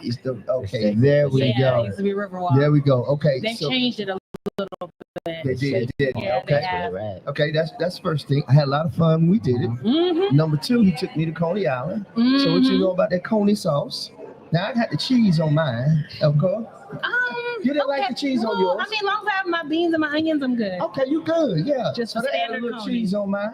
It's pretty damn That's good. fine. Did you get mustard on it? I did. Okay. So it's pretty doggone good, you know. The bun was nice and soft. Good. That was like, Which Coney did he take you to? Do you remember? oh, Was it downtown or was it just like a neighborhood? you know what? Plexiglass was everywhere. So it probably was a neighborhood. People have their own Conies that they prefer to go Okay to. then. This one was yellow with red. With That, red. I'm not gonna know what that Okay is. then, all right. So at any rate, we went there. That was great. And then we, after that, when I came back, he took me to this club, and that's why I, just jokingly with you, my jitting is terrible. Okay. So No comment. okay, no No. comment. It's absolutely awful. I meant no disrespect to It's all good. the D at all. But I just remember going in there. I'm from North Carolina, right? So I went in. He took me to this club, and I was like, so what are they doing? Charlie Brown does that? Like, what were we doing? Let me see your footwork. Yeah. Let me see your footwork. But Yeah, man. when I really started paying attention, I'm like, okay, that's very artistic, though. Like, like when you really stand back and look at it, it's like, how is he doing that? So when they add different things, so it's just like breakdancing. They add, it's like juking. It is like a lot of people, if you don't know about don't know, juking, you'll yeah. think juking and jitting are the Are the same. same, But they're different. They are They're different. A lot Yeah. of footwork. That's what's up. There was a lot of Yeah. house music being played, so it was pretty amazing. I had a good Yeah. time, and then after that, he took me to the State Theater on Soul Night, which was amazing. I never seen so many gators in my life.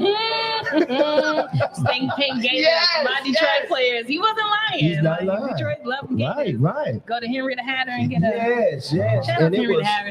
He It closed the was store. wall to wall in there. It was like Mhm. this all the way in the State Theater, but it was no problems at all. Yeah. It was beautiful. Tommy Hearns was sitting over in the corner, which was dope. So, yeah, that's my connection with the D. Yeah, shout Love out to Detroit. JIT Masters. They're an organization in Detroit who they teach JIT classes and they do performances. I said I was going to take a class because I can do a little something. Yeah, you really? It's very small, but I'm not on the floor and doing flips and stuff like people are. I But love it. yes, shout out to the JIT Masters that Yes. are out here still keeping the culture alive and teaching it to the younger generation. Yes, absolutely. Yeah. Thank you so much for giving us a Thank little you bit for of your having time. me. This all Absolutely. started from me This being was dope. nosy. This was dope. Hey, That's what it's all good, though. spontaneous. It's all good. I'm glad I met y'all. Like I Yeah, got your yeah, right on. information. Got my information, yes. This is dope. Yes, thank you so much. So Thank listen, you for having me. you're very, very welcome. So listen, I hope something was said to you that can help you become a better you. We are here at the International Black Theater Festival here in Winston-Salem, North Carolina, 2024. And it is Mauve-tastic.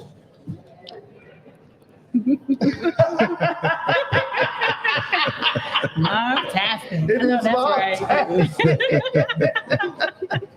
So listen, you guys make it a great day and continue to tap in. Listen, hit that like and subscribe button to the Ross Cloud Podcast. Tap in with us. Hey, listen, make it a great day and keep being great. Peace. Peace. Peace. Have a great one. There you go.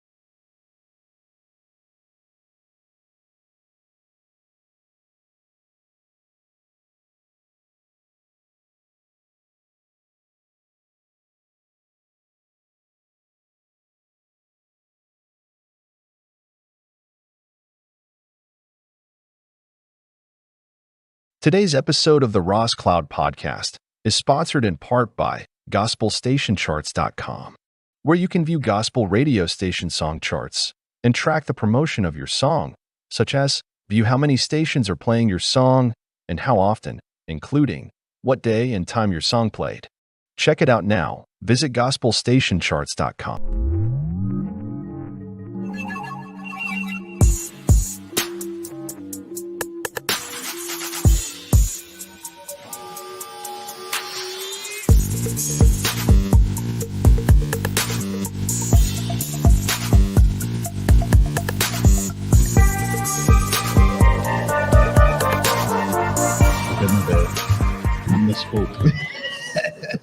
Hello and welcome to the Ross Cloud Podcast. I'm your host, Chris Ross, and this platform was created to motivate and to inspire in hopes that you will become a better you as we navigate through the clouds of life, empowering one another. Welcome back to the Ross Cloud Podcast, and this is the international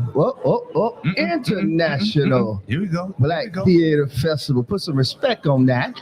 Put some respect on my name. Yes, sir. Put some respect on my name. Yeah. International Black Theater Festival, live and direct right here in Winston-Salem, North Carolina. And like we always say, it's mom-tastic.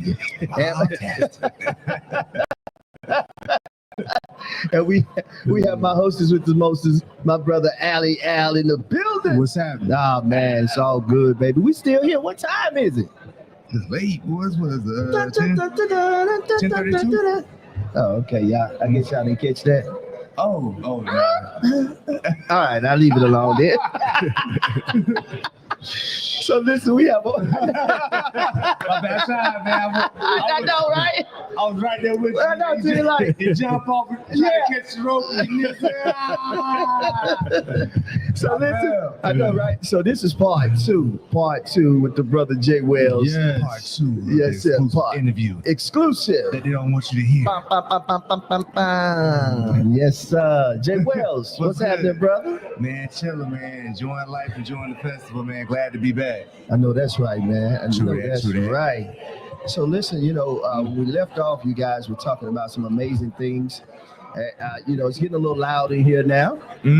Just a little bit. So I'm gonna pump up these mics just a tad bit. Volume, pump up the volume. Pump up the volume. Dance.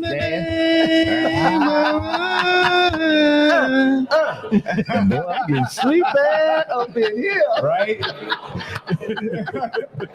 Oh, boy, we're working on a couple of hours, baby. You know what I'm saying? Man, it's a festival. It's a Sounds like you festival, do. baby. Celebration time. Come on. It's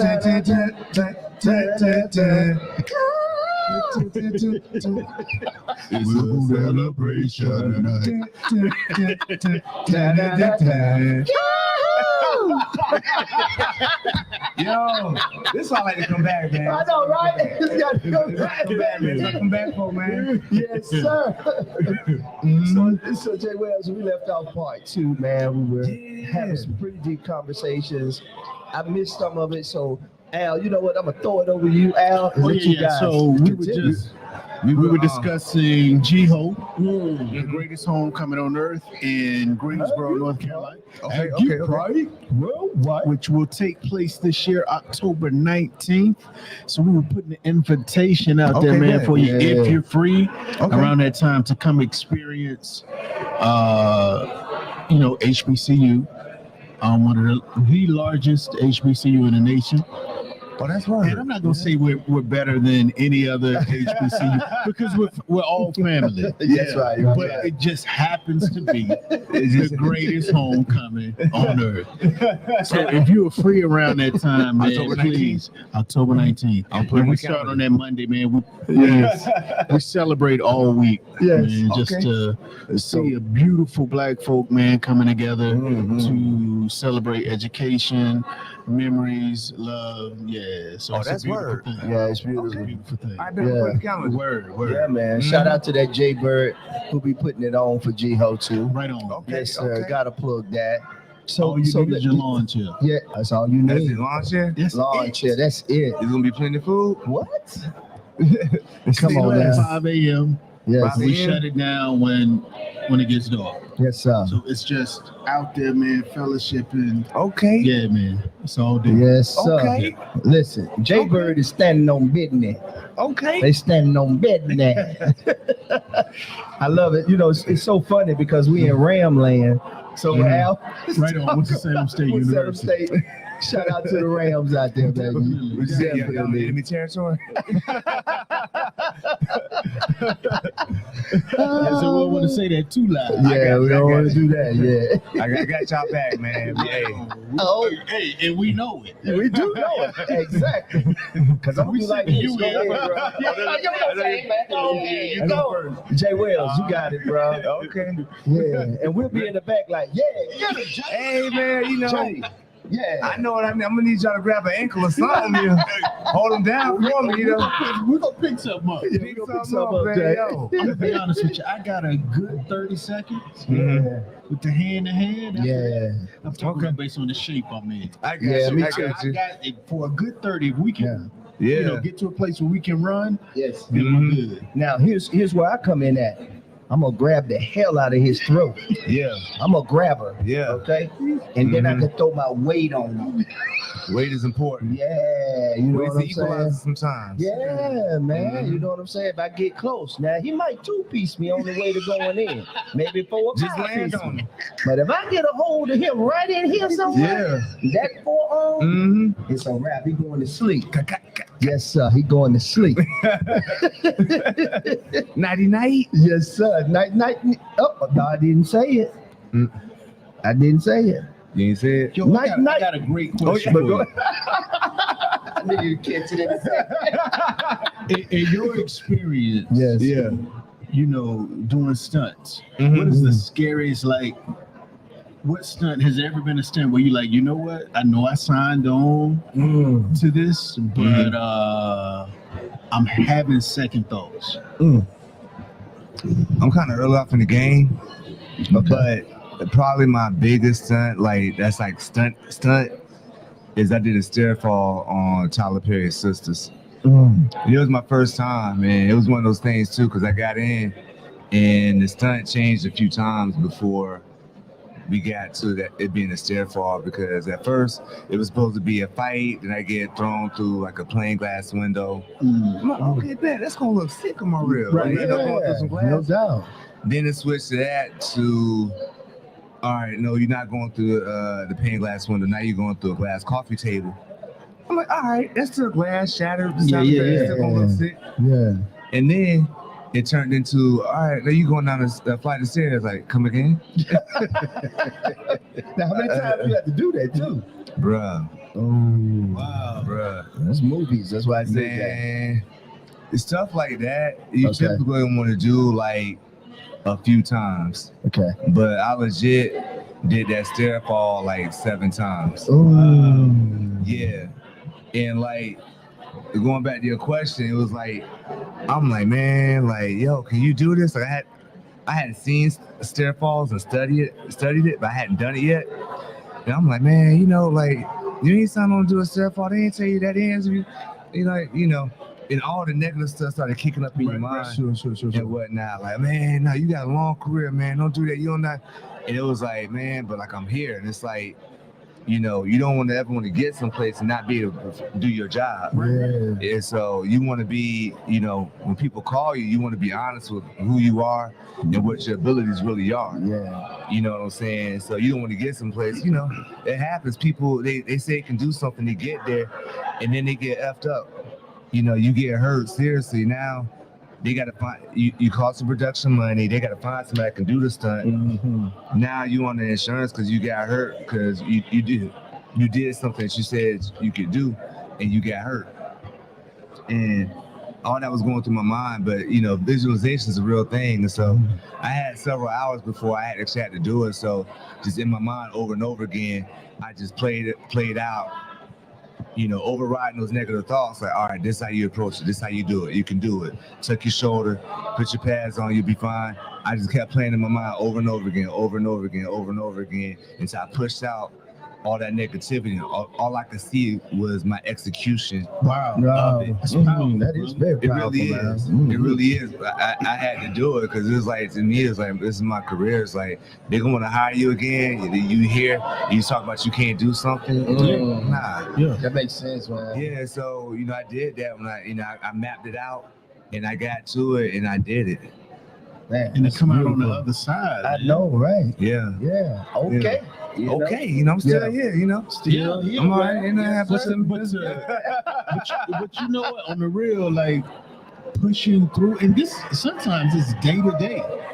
It's like day to day pushing through that negative cloud of thoughts. Yes. Yes. You know, for some people it's hour to hour. You know, It really is. Yeah, it just really to is. survive, just to wake up in the morning. It really just is. to go to work, just to go to school. Yes, man. So go ahead. Yeah, they attributed this quote to Albert Einstein, but he said you can figure out the key to life is in watching nature. You can learn everything just by watching, observing, and you can pull a lot of lessons just out of anything as long as you're paying attention to it. Yeah. You know, like with visualization. So even for me, it was a stair fall, but what success are you looking to get that you can't see but you need to see? That you need to play it over and over again in mind. This is how it's going to play out. This is how it's going to play out.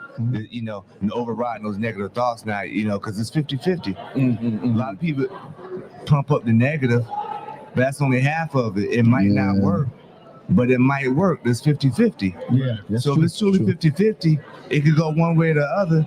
Put that 50 on the positive for it to go right. Yeah, that's true. You know, and that's been my life and career. Like, I'm betting on myself that I'm gonna succeed in everything. And if not, you go gonna do do something it. else. Yeah, you're gonna do it, man. And I appreciate that, man. Yeah, for sure. You're definitely going to do it. We see you doing it. Man, thank you, You man. know what I'm Thank saying? Yeah, you building a resume, but guess what? I've never done that before. I never worked with Tyler Perry. I'm just making a months from now, you'll be like, yo, yeah, my bad. My bad. Let me show you. Hey, man, y'all need to do some pod, man. So, hey, man, y'all re-air the interview. Yo, we had him on the podcast first. You know, have a viral moment. Exactly. Y'all thought Cat Williams. Y'all thought the Cat Williams interview was something. The exclusive uncensored interview they don't want you to see with Jay Wells. They took it off the podcast. But we had an archive. Yes, we sir. re-airing it. You need to see it before they take it down. Yes, sir. That's how you get people. Now, I gotta do a podcast. I got another question for you. Yeah. Because we don't, the background part, we don't really know about that. And a lot of people in our audience may not know about it either. But is it difficult to balance a personal life or to grow a personal relationship when you're in this industry? Can you devote the same amount of time, make the same investment, as you would if you had a 9 to 5? How do you balance it? How do you work that? That's good. That's a good question. It can be different. It's different because it's like you're on set for hours at a time, and so you don't know when you're getting off. You know when you're going in, but you don't know when you're getting off because you're there 10, 11, 12 hours and whatnot. But typically, you can kind of balance it a little bit in terms of spending time if it's with a significant other, if you got somebody. That's right. Because they typically don't shoot on the weekends unless it's like a forced call or something. And then you get on Saturday, it's overtime. So you got your weekends to do stuff, and sometimes you're working on something, but you're not needed every day, so you have like little gaps in there. And so even still, it's time management, just like with a 9 to 5. It's just that window that you're working is a little bit wider, but then you got to come back and get ready to go the next day, early because, you're getting there early, you're there for so many hours. That's right. So you can balance it, just depends. And having somebody that understands what that is. There you go. That's the biggest thing. Got to be secure. Have to be very secure. I would imagine. Yeah, they have to be. Got to be secure. Yes, you have to be. That's right. And a go-getter yourself. If you're gonna deal, you got to be able. I hope you're doing something too. You know doing what I mean? something. Yeah. I don't necessarily need you to do what I'm doing. Right. That's what I mean. But have a career doing something else that you love and is passionate about. Yeah. Work. You need you a hobby because if I'm gonna be on set like all day, I want you sitting there he always working. He don't got time for me.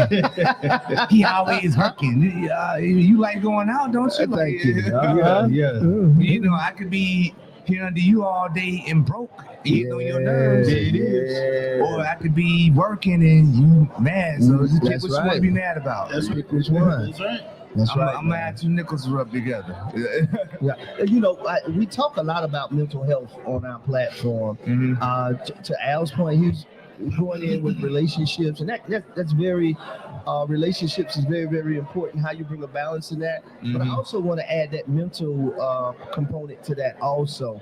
How do you keep that the mental health piece strong when you may be hearing a lot of no's and no yeses when you're going through these different screenings and going out to these casting calls, and you may not get the job, and your last gig was a year ago, and you out of work, and you find yourself back working a 9 to 5. Bruh. That's It's real. That was a great sound bite too, by the way. Bruh. Yeah, I like that too. But talk a little bit about the mental health component with that too, and how it's important to breathe a little bit. And if you got to take a step back, regroup, it's okay. You can speak to that a little bit too. It's like it's August Wilson's Fences. Troy Maxim would say you got to take the crookeds with the straights. And sometimes you up, sometimes you down. You're gonna be down more than you up. And I think we touched on it yesterday. You know, you try to get to a place where you get something that carries you through to the next gig until you get to a point of stability. And it's one of those things you just kind of have to accept it. Like this is the nature of what you're undertaking. If you think you're just gonna have massive success all the time, like no, like you know, even the people we see with massive successes, they're still not. Everybody got a losing record. Yeah, right. You know what I'm saying? They probably like in terms of the auditions they had compared to the auditions they booked. If you see somebody with like, let's say 50 credits to their name, you know, from TV shows and movies and everything, they probably got like 200, 300 no's from auditions and callbacks they didn't get. It was on the show. They got switched out for somebody else. They didn't get called back for the audition. They didn't hear back from the casting director and everything. It's probably triple digits. Mine probably is. I think about it. You know, like how many times I've auditioned. And like, and you like, man, I know I murdered that audition. And you don't hear nothing back. Or you get a call back, and then it go good, and then you don't hear nothing back. You know, and that's just kind of nature of it. And it's like. But you get to a point where you don't pine over it. You get to a point where you do it and you move on to something else. You can't. It's not like a 9 to 5, like where you apply, you wait to hear back. You might not ever hear back. You got to keep pushing until you get to that next thing. You set your trap out. If you don't catch what you hunt and everything, you set another one, and you keep going. And you just endure, you just accept it. It's just part of the journey. And you have other things that carry you through too. So if you got a side gig that you work, or a hobby or something else that you're working to develop in yourself, if you work on another skill, these things take your mind off the struggle because you're constantly, you know, growing and improving. And you staying busy. You don't got time to think about if they like you or calling you back or not. Because you got some other stuff popping. Have to keep creating, basically. Create, don't wait. That is not me. That is Nietzsche. Bro, that is extremely motivating. Yeah, it really is, man. It is. And it needs to be heard. Yeah, it needs to be heard. And while I'm thinking about it, listen, hit that 988 number. It's the Suicide Watch number, 988 hotline number. It's in Spanish and in English, and it's 24 hours a day. That's 988 is that Suicide Watch hotline number. Go ahead, Jay. Well, Al, jump in there. Oh yeah. So speaking of the motivation and everything, you know, there was times, you know, even now you go through it when it's a drought and it's slow. You need money. Either say you gotta live, you're trying to maintain the lifestyle. You start to doubt sometimes, like, am I in the right space? Is it time to cash in my chips and go do something else? Only you know that. But you know, being here at the festival, being around other creatives, and seeing people that's within reach, is enough to kind of motivate you. To keep going. It's like it's within reach. I'm right here with these people. Otherwise, I wouldn't. If it's not for me, I wouldn't be in this space. I'd be in another space. Right. You know, and so you got to be around and you got to see it to be able to believe it and make it, and that makes it tangible for you. That is something that you can attain. And seeing other people, my friends, my peers, they're starting to book everything. That gives me hope. Because what's the expression? I get this from Les Brown. You hang around 10 bums, you'll be the 11th one. You hang around 10 rich people, you'll be the 11th one. Yes. Your circle of influence and the people that you surround yourself with matters. You know what I'm saying? It's like we like to think positivity rules all, and it does to a certain extent. But negativity, we can't discount how powerful negativity is. That baby heavy too. Yeah, it's heavy. You know what I'm saying? Because check this out. You go throughout your day, you'll have 9 positive things happen to you. Somebody comment on your haircut. Oh, what's that you wearing? You cologne? I like that outfit. You get a parking space up front. Somebody give you an extra piece of chicken. You know what I'm saying? All this good stuff. You get a call. You know what I'm saying? All this good stuff. And then somebody comes, step on your shoe, say something rude to you. One negative thing happened. You forget all about all the other good stuff that happens throughout the day. You know what I'm saying? That's the power of negativity. Really. And it takes so much positivity to overrule that negativity. You know what I'm saying? And so you have to always find ways to motivate yourself and pump yourself up and stay positive and whatnot. I love that, man. Can you talk a little bit about? You didn't get a chance to talk much about Black Panther. Oh yeah, I gotta give y'all the story. Yeah. Can you talk about your experience being on that set, man? That's dope, man. Man, it was amazing. It was. And by the way, you hold. I tell Al, I said, man, he holds it better than we do, don't? Right over left. Right over left. Right. Go they ahead. teach you that in Wakanda school. Yes, sir. But it was an amazing experience, and it's one of those things I'll cherish and I'm grateful for. And it was like the first time it's like I found my tribe. You know, I trained in martial arts, and I didn't meet many people that share, especially not back home. My family wasn't into martial arts and anime and stuff. That stuff is cool now and trendy, but when I was into it, it wasn't. My family for sure wasn't into it. So I was by myself sharing in that, especially as a Black man, you know. And then when I got on set and seen so many other Black men and women stunt performers that were martial artists and just as dope, probably doper than me at what they do in the anime, into martial arts movies and whatnot. And I joke that I felt like Superman returning home to Krypton. You know what I'm saying? So on Earth, you know, Superman the man, but on Krypton, everybody he regular. Everybody do what he do. That's right. More, you know, that's how I felt. But that's right. I enjoyed it, and I felt like I found my tribe. I was sharing with you all yesterday. That's when, you know, Black Panther was like the first time my two passions, you know, intersected, and I was able to use both equally. You know, and I told God that, you know, I thought about what I really wanted, what I was really into, and it was acting, it was martial arts, and I can't say which one's number one, which one's number two, but I enjoy both of them. Right. And I asked God to allow me to be able to do those, and He has. Like opening your own dojo? No, I said, had he considered, you know, I don't know if I'm saying it correctly, starting your own dojo or?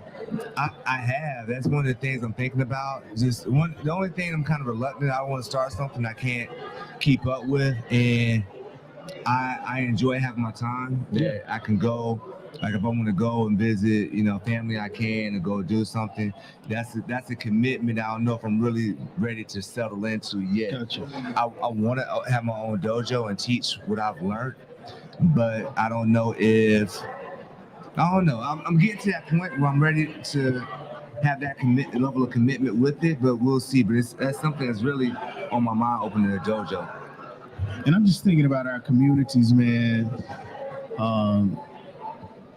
Wow, just imagine that in Black communities, multiple locations. Yeah. I mean, I just think about how it could have benefited me.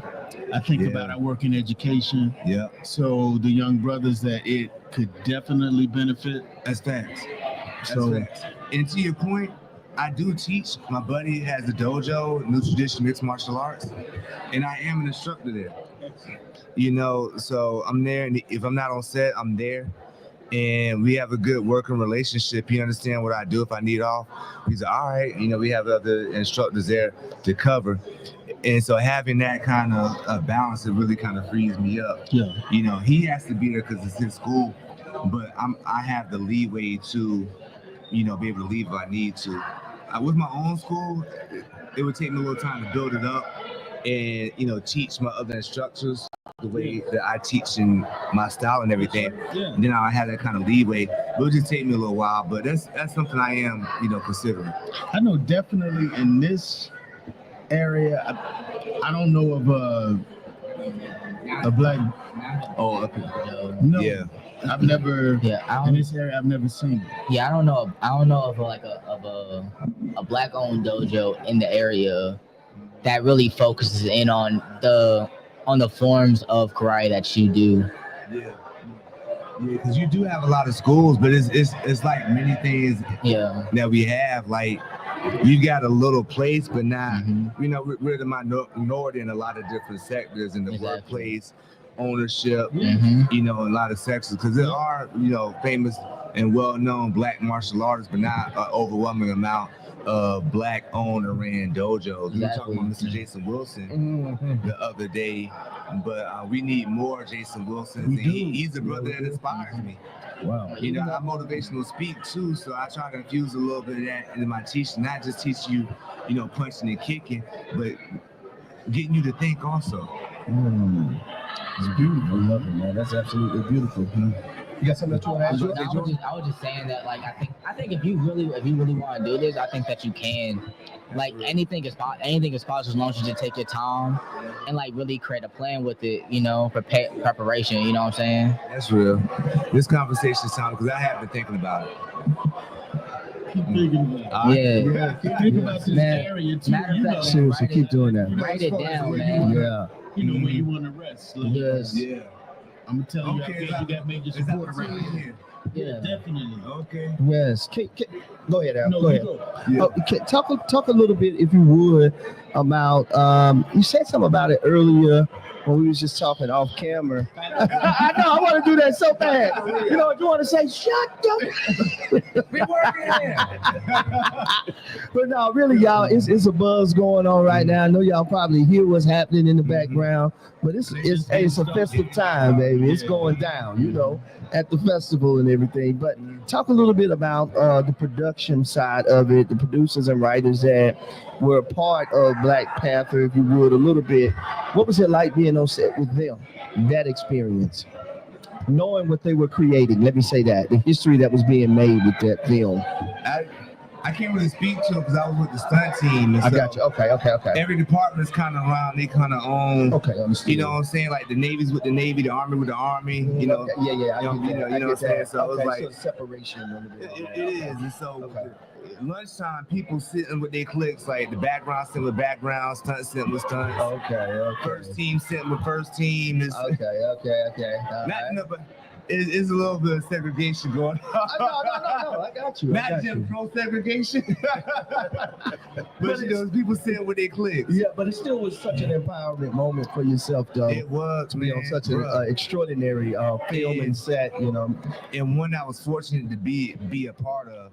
And so, before I forget, we was talking about this yesterday. Yeah. So it was. I was at my wit's end before I booked Black Panther.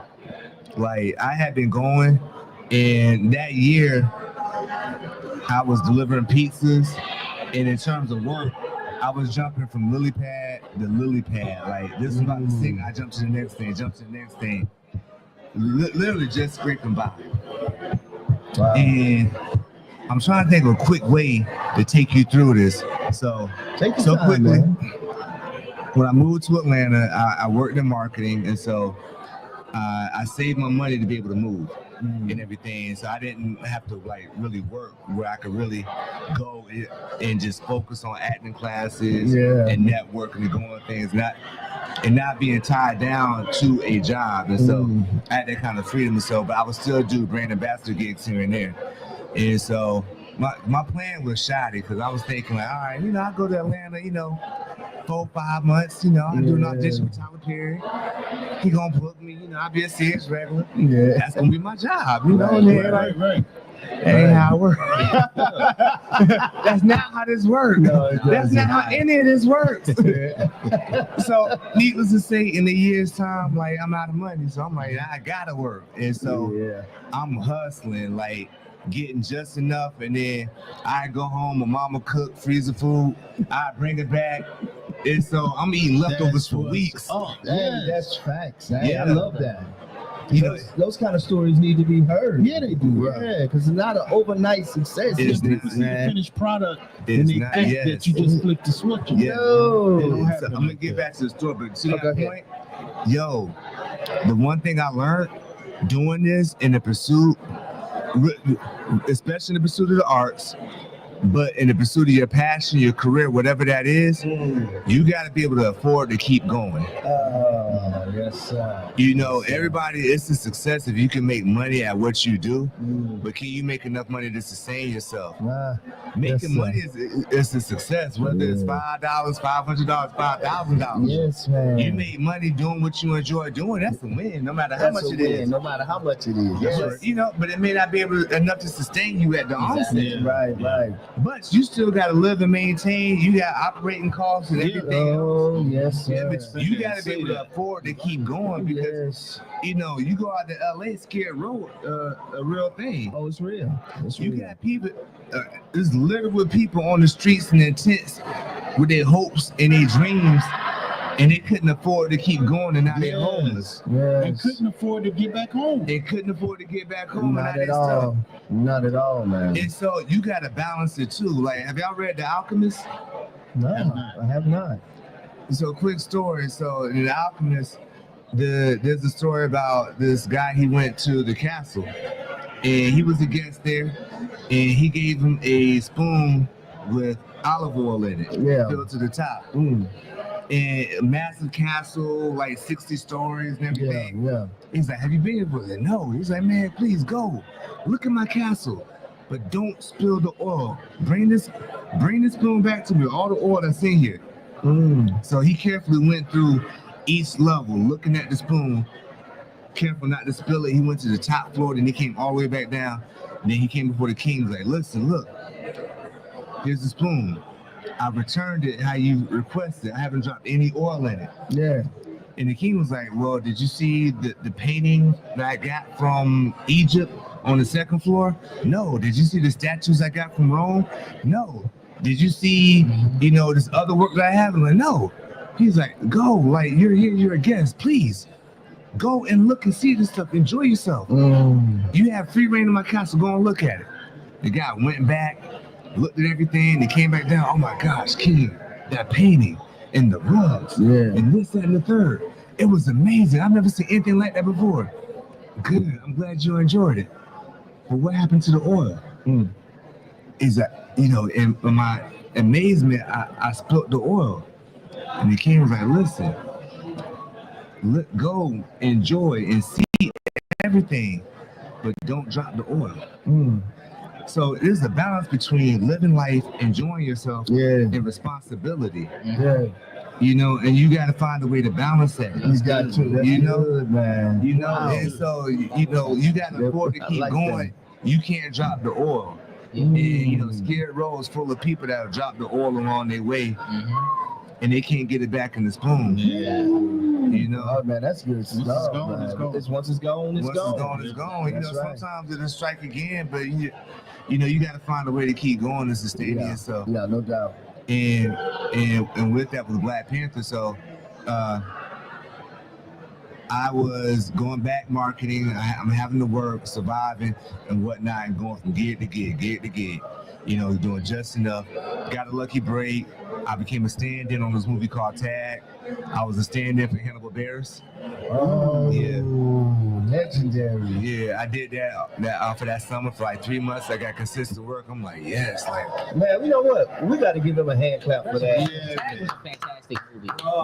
Tag was dope. Yeah, man. Yeah, Tag was dope. It was funny. Yeah, it was hilarious. You know, seeing, you know, being a full-time stand-in and really getting to see how movies are made on a day-to-day basis and being right there with the first team and whatnot. That was a fantastic experience. Yes. And then, you know, with the marketing work, let me get back to Black Panther. So Black Panther. And so I did that job, and after that, I got a print job, and so for these different resorts and whatnot. So I got that. So boom. So Tag carried me through the summer. I got that, and that paid for my rent for. I took care of August, and I scraped together enough. That took care for September. I was good for September. And in October, I had a little bit left, but not all I needed for my rent for October. And so now I'm like, all right, well, I need a job now. So I'm like, I'm going, you know, looking on Indeed and everything. Yeah. You know, I'm looking for jobs. Oh, you know, you can be a delivery guy. You can deliver pizza guys make $20 an hour. I'm like, $20 an hour is pretty good. You know, 40 hours a week. Sure, why not? I get a job delivering pizzas for Pizza Hut. Shout out Pizza Hut. But no, that's real. Yeah, real, man. You gotta afford to keep going. You gotta afford to keep going, man. So I'm delivering pizza, but you know, my mistake was I got hired at one of the most ratchet Pizza Huts you can work at. Like, you know, like so in Atlanta, I was working off of Cascade. Yeah. You know, in that area. You know about Cascade? Yes, I do. It can be nice, but it can be ratchet too. Yes, it can. They're right by each other. And so it's ratchet. And so it's a new general manager and everything. And so I'm grinding. So I only did the day shift. I ain't trying to deliver pizza at night. Yeah, man. Nah, I can imagine. Nah. You know. And so 8-9 hours a day. Yes. And I'm working, grinding, getting my check. And then they ain't tipping me. Like I'm getting like $1 here. You know, they want their 50 cents back. I'm like, bro, really? Like, your order $39.50, you give me $2.20. I'm like, out of credit, you want your change? Yeah, I want it back. Right. All right. I'm like, damn, like, what's up? Like, I'm getting the pizza to them as quick as possible. I find out, little did I know, they called for their orders like hours ago. So by the time they see me, they pissed because they've been waiting for like hours. I get it 10 minutes, I'm there. Yeah. That's 2 hours and 10 minutes they've been waiting. So they ain't trying to tell. They look me. Right. They ain't. So I'm working, put my money together with the money I had left over from my print job. With that, I put that together. I got my final check from my brand ambassador work and everything. Yes. I got just enough. No, I almost got enough. For rent. And so I called my best friend. Shouts out for your friends. I'm like, yo, bro, can I borrow some money, man? He's working. He's like, man, how much you need? I'm like, let me get like 200. All right, he shoot it to me. And he put it in my account. And so I go to get the money, but I don't want to get hit with an ATM fee. I need all my. Yeah, I need all my money. Yes, sir. I need 200. I don't need 197. Yes. I don't need no 90, but I need 200. Baby. So yes. I go to Kroger and get the money out and I buy something cheap. Yeah. I got some money, so I'm like, you know what? I don't want the standard bananas. I want the organic. That's how I'm feeling right now. Yeah. Give me the organic. And so I go get the organic bananas. You know, the 84 cash back. Yes, I do. Yeah. Let me get these 200. Right. You know what I'm saying? And so the short of it, what ended up happening when I had it down to the science, so like, all right, I know I got to like the 3rd or like the 4th to put this in. Then I got another 3 days before they actually draw it. My accounts. I'm calculating all this and everything with money. Yes, absolutely. And so I wait to avoid them. Overdraft fees. And so I do that. And you know, I'm in acting class. I should be paying attention to Showcase. Yes. I'm looking at my account, looking at my email. My apartment complex tells me that, yo, you owe your rent. Like, it was declined. I'm like, I know good doggone well I got the money in there. I done been working and everything. Put on. What happened? Yes. And so I'm glad you asked. Look, I'm in. I'm all in. I'm all in. So yo, Yes. so check it. So I'm like, man, and so I'm in Showcase trying to impress the agents, and one of the agents I'm cool with is there, and my scene doesn't make it to the Showcase, so I'm bummed about that. Yes. And I get home, now they telling me they don't got the money to pay my rent, and so I'm like, what the hell? Like, I go back, and on the other hand, I booked a job in Florida, in Orlando. I booked the print job. I'm like, all right, bet. So I need the money and everything. So I go home, and I get the next day. I'm bummed about Showcase. Yeah. I'm like, I'll deal with this tomorrow. And that was a Wednesday. So Thursday I get up. Friday, I'm supposed to be in Orlando. Right. For this job. Yes. I look at the terms of the contract. It's a net 90. Well, before I get there, so I go through my account. Yeah. I figure out what's going on, and I overdrew my account by 37 cents. Yeah, Wow. That's what I did. Wow. Yeah. They didn't cover that? Wow. I ain't have overdraft protection. So I had my rent minus 37 cents, nigga, at kickback. And now, because I'm playing the game, now it's after the 5th. Yeah. So that's an additional. It's a late fee, return check fee. Yeah, them fees And then I got an overdraft fee from my bank. Yeah. You know what I'm saying? Yes. It's a $100 late fee, then a $55 return check fee. Keep going and going. Yeah. Right. And then I'm grinding at Pizza Hut, and my check was like $157. I'm working. Was that 2 weeks? That was like a week or 2 weeks. Yeah. Yeah, I'm getting tips and everything. That might have been 2 weeks. Everything I'm grinding, I get $157. And so, God funny, right? So now my whole check going to cover this stuff, to cover my rent. And it's by this time, it's the middle of October. Yes. It's the middle of October. And he gave me more than what I needed, because it was $100 late fee, a $55 return check fee. My Pizza Hut check was $157, so I had $2 left over for a shuttle combo from McDonald's. So I gave him a McDonald's chicken and $1 for the small fries. I know, right? Like, God, you funny. You know, he gave me more than what you needed. So you know what I love about this, man. You know, we're talking about this, but clearly you are totally a man of faith. If you would, how do you stay afloat with that and your trust in the Creator who gave you the ability to create? How do you keep that relationship and that bond with the Creator to keep doing what you do, and still trusting with it? That's a good question, man. Like, I don't know, man. I just do. I'm just wired and geared that way. I was blessed to have an aunt that brought me up in it, and you know, it's I forget the scripture, and she be rolling over in her grave right now. I don't know the scripture, but basically, you bring a child in the way he should go. That's right. You know, he's not going to defer from it. I was brought up with that, you know, and I've held to that, you know, and that's just, I pray, you know, I read my Bible when I can, but you know, I trust in the Most High, Most High God, and that's just how I am, and it's how I'm geared and wired. And you have to have faith, even if it's not in God. You have to have faith in something, in yourself, because how long have I had this podcast?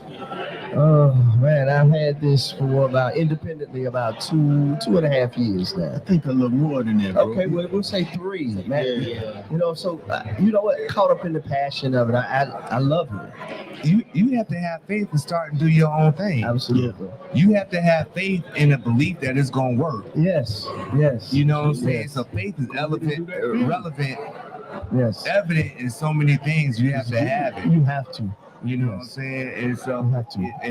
in that moment, man, my faith was waning, like, bro, like. And so once I paid everything, I called the bank. I got the $35 back. And I had $35 tip money, so I felt like I got $70, $70. Yeah. And I'm supposed to be in Orlando, which is a 6-hour ride. I got enough money in gas to get down there. Now I don't know if I'm gonna have enough money to get back to get money that I might not see because it was a net 90. Yeah. You know, I could get it in 2 weeks. It could be in 12 weeks. Yes. Because it's a net 90. I'm about to spend money I don't have to get money I'm not gonna see for maybe A year. 3 months. Yeah. Don't do nothing for me right now. Right. And so I'm spazzing. I'm like, yo, I called my best friend. He don't got time, he working. I had called my homegirl up. Shouts out for your friends. We were supposed to get smoothies anyway. I'm like, she better pick up this phone because I got to get out of this house. And then, you can gauge when the voicemail about to pick up. Sure. As it kept ringing and ringing, I'm shaking my head. Right before voicemail picked up, she picked up. Like, yo, come on, I got to get out of the house. Yes. I tell her what's going on. And she's like, man, it's like, Jay, don't worry about it. I got the smoothies. Like, Oh, wow. That's big. it's big. You know, Yes. man, like, I'm gonna still get the smoothie. Like, I'm looking, I got $35. Like, I'm hungry, but don't get it small. Yeah. Get it small. Yes. Absolutely. Just get that strawberry banana. That's it. That don't cost that much. Don't get the additives. You got vitamins at home. You know? And she's like, nah, I got it. Don't worry about it. I'm like, Yeah. thank you. And so I need to go to Florida the next day too. So I'm like, I don't know. I'm just riding around. So through the course of us riding around, I get a phone call and Come on. and it's this guy. And he's like, hello, am I speaking to Jay? I'm like, yeah, this is Jay. He's like, hey, how's it going today? I'm like, I'm good. And you get that call, you're like, who is this? Yeah, exactly. Yeah. And it's the white voice too. You know what I'm saying? He asked me for money. I'm like, man, who is like? That was just at the Atlanta Black Theater Festival, like 2 weeks prior. I'm like, I ain't mean nobody write the Atlanta Black Theater Festival. Like, who is? I'm like, yeah, okay. And I'm like, who is like? He's like, oh, I'm sorry. This is Chris Gray, the head of cast of Marvel. Oh, Chris. Yeah. Hey, Chris, how you doing? Yeah, this is Jay, man. What's going on? Right. How you doing? He said, yeah, I got your information, and we want to get you in for audition. Are you available Friday? Yes. Yeah. 9 a.m. Can you be here? Yeah. Okay, great. See you then. I'm like, what? Like, and my friend's like, who is that? Like, I got an audition. He said, oh my gosh, great. When is it? Tomorrow. Oh my gosh, like, wait a minute. Tomorrow? Aren't you supposed to be in Florida tomorrow? Yeah. Yeah. What are you gonna do? Like, I don't know. I'm gonna go to this audition though. And it was just big. And so in entertainment, when you book something, and you tell somebody you're gonna be there, you don't never want to book that. There's only 2 reasons to get out of a job. 1, you need to be dead. 2, you need to be close to dead. Or somebody else close to dead, like some kind of grave emergency, crazy. Yeah. That you don't show up.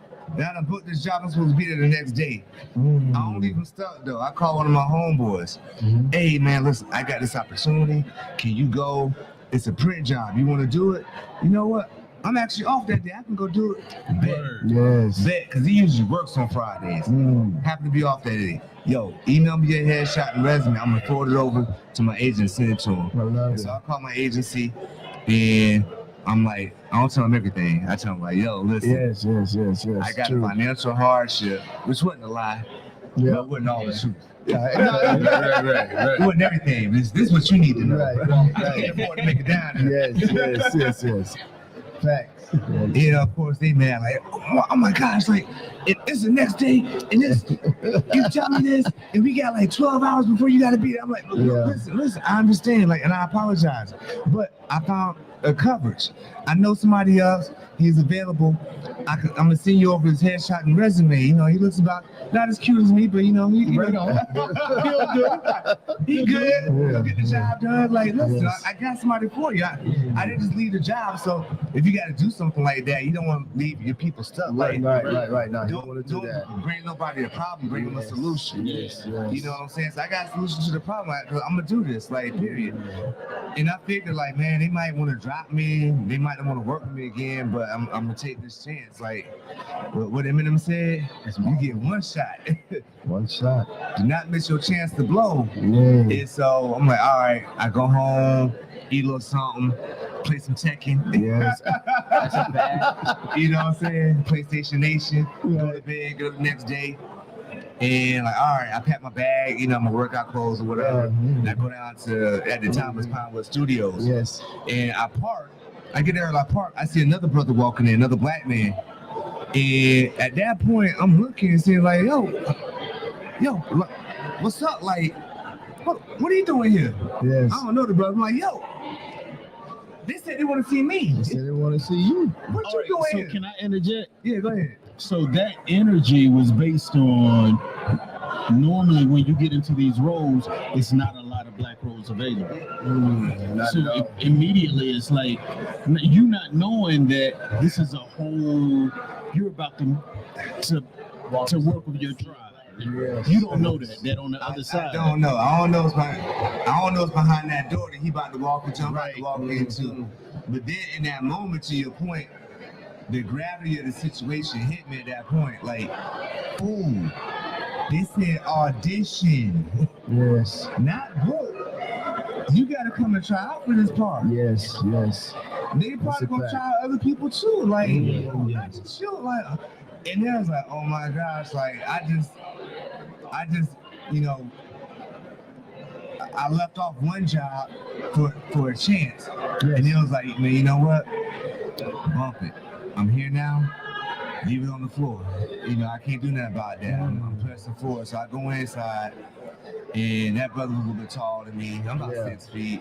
He about 6'1". I get in, and I don't know what I'm there to do or what and everything. And so there's like the rest of the stunt team's in there. I'm seeing people on wires, the doors, and whatnot. Jabari tribe, Border tribe. I'm like, yo. And then the people running the audition is like, yo, who are you here for? I'm like, I'm here to audition for Black Panther. I said it with my chest too. Yeah. And 3 of the dudes that double Black Panther. They posted out like, they looking at each other like,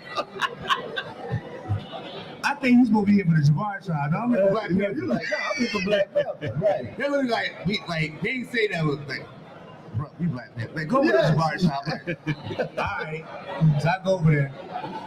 His brother 6'2", 6'3", 6'5". Right. One dude 6'9". It's all the Jabari tribe. Yeah.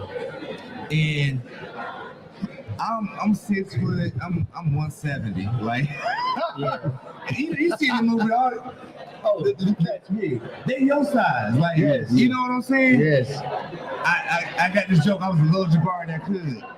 And so, but the Jabari fight with the spears and whatnot. I didn't have the size they were looking for, but I had the skill set. So he's showing us like the movements and the counts with the spears and everything. They show us the first bit of choreography. I'm like, this all you want? Like block, hit, duck underneath. That's it. Like, I do this warming up in the dojo. You know what I'm saying? And so, but the other brothers, they had the physicality they were looking for. They didn't have the skill set. Come on. So God really set this thing up for me to win. Yes, man. Yeah. To win. And so I go there, audition, boom, boom, boom. I get the choreography quick, fast. And then we pair up, kill it. They're like, oh yeah, I want to see what you about to do. I want to see what I do. And so I do my thing, and then my man Zedric, he's M'Baku's stunt double for the first film. And so after we come up like, man, Jay, so what are you trying to do? You trying to be a stunt? I'm like, yeah. And he's like, you started giving me game, you give me points and everything. He's like, listen, I got a feeling we're gonna be seeing you next week. Because it's Friday. Matter of fact, funny enough, my audition was on October, Friday the 13th. And so I'm like, all right. And so it goes over my head what he's telling me. Wow. So I call my homegirl. I'm like, hey, what you doing? She's like, nothing. You cook? I'm like, yes. All right, good, I'm coming over. I'm hungry. So I go over to her house, kicking it, eating vegan pancakes and stuff. And I get a call. And he's like, Jay, when I speak to Jay, like, yeah, this is Travis and everything. Listen, what are you doing next week from that would have been the 16th through the 24th? I'm available. He's like, great. We want to offer you a role in Black Panther. Bruh. Man, I love that, I'm bro. being choked up thinking about it. Yeah, man. No, man. Man, thank you, man. It's beautiful, man. And It's a big deal. yeah, it was, man. It broke a lot of records. Yes, It did. Black cast. It did. Yeah. But your journey to that Your point, journey though. to that, though. Absolutely. It can only been that. Like, it can only ever been that. I was at my wit's end. It's October 12th, and my check from like 2 weeks worth of work was $157, and I just spent that to cover my rent for that month, and I got $70. It's like I can't deliver enough pieces in like 2.5, 3 weeks to get my rent money. I'm like, yo, I'm starting to think maybe I'll sell my TV. Like, Tyler Perry slept in his car. I won't be the only. I won't be the first person that had to do that. Right. All this is going through my mind. Yes. And then I get that call out the blue. That really kind of changed my situation and stuff. And so I work. And then, movie money hit different. They pay on time. And so I got my check in 2 weeks and everything. I was able to pay my rent, and that covered me for the rest of the year and everything. And then, the rest is history, man. Yeah. That's a beautiful story about that. Fantastic. The journey, as Al stated before, is amazing. But I love the fact that you were able to share that with up and coming actors to let them know, like, it's an arduous journey. This ain't nothing to play with. You know what you're getting yourself into, as you stated before. It's the nature of the business. It's a marathon we do. It's not a sprint. It's not an overnight success. It's not a viral moment. Listen, I'm in it to win it. That's right. But it's a marathon. I'm gonna have some bumps and bruises. It's gonna be painful. I may even shed a tear. Yeah. Yep. Plenty of them. Let them drop. But look at this right here. You got that on your resume forever, fam. Forever. And not only that, man, that movie got nominated for so many awards. I got a SAG award for Best Stunt Ensemble in the Motion Picture. It was like, man, it's nothing but the Most High, man. Yes, man. And one of the biggest movies, and that's impactful for our community and just comic books in general. And I'm an award winner right out the gate. And it's something that I cherish. And You should. And I know we got to pull out in a few seconds. I got you, Before we do, my son, he's 14. He's in the anime, and I know that you were talking about it. Yes. Can you recommend? And I want you to put it in my phone too. But can you make some recommendations for young brothers and sisters that are in the anime? I need to holler at him. He might gonna recommend some stuff to me. Like, Hey, he was watching it the other day. I was like, yo. He on it, man. I like the OG animes like Dragon Ball Z, Dragon Ball Super, Okay. Naruto. Word, I didn't know that. Wow. To me, like the best anime ever of all time. So like, excuse me, I'm gonna let you finish, but the greatest anime of all times, is Attack on Titan. Okay, there it is. So I'm gonna share that with mine too, because he was sitting there watching it with him. So I was like, wow, that's wow. Go ahead, Jordan. I think the greatest anime of all time is like Dragon Ball Z, like the original Dragon Ball Z, for real. Yo, And I'm a Dragon Ball head. Like, I still watch Dragon Ball and the manga and everything. The thing I like about Attack on Titan, and I say that or even Death Note for real. Definitely, I'm not. I forgot the Death Note. Attack on Titan. Attack on Titan. How old is he? He's 14. Oh, it's great. He might not. You think it's too far ahead for him? He can start from the beginning. It's all. I mean, like, now I'm talking about just the concepts, the story, and everything. Because maybe it's good. It's enough action, but like the storyline, you got twists and turns, political intrigue, things that happen. It's like the military. The storyline is dope. Yes. Even without the big monsters, like just the story alone is fire. And then the action scenes is like just take it up a notch. It's bomb. Yes. Yeah. I thank you for sharing that with us, man, because no doubt. Those are the kind of stories, again, that we need to hear. Thank you for sharing your love for anime. That's dope right there. I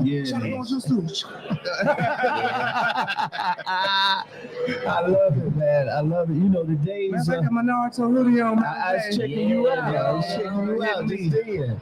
Yeah, kind of letting people know, like, hey, man, it's really okay to like this stuff and still be cool. It's really okay. I think that's a message too within itself. You know, I wouldn't be here without being who I am. It's okay to be who you are.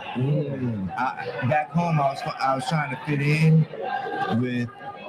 I was trying to put a square peg into a round hole. Yes. You know, and I didn't fit, and I found who I fit around and everything.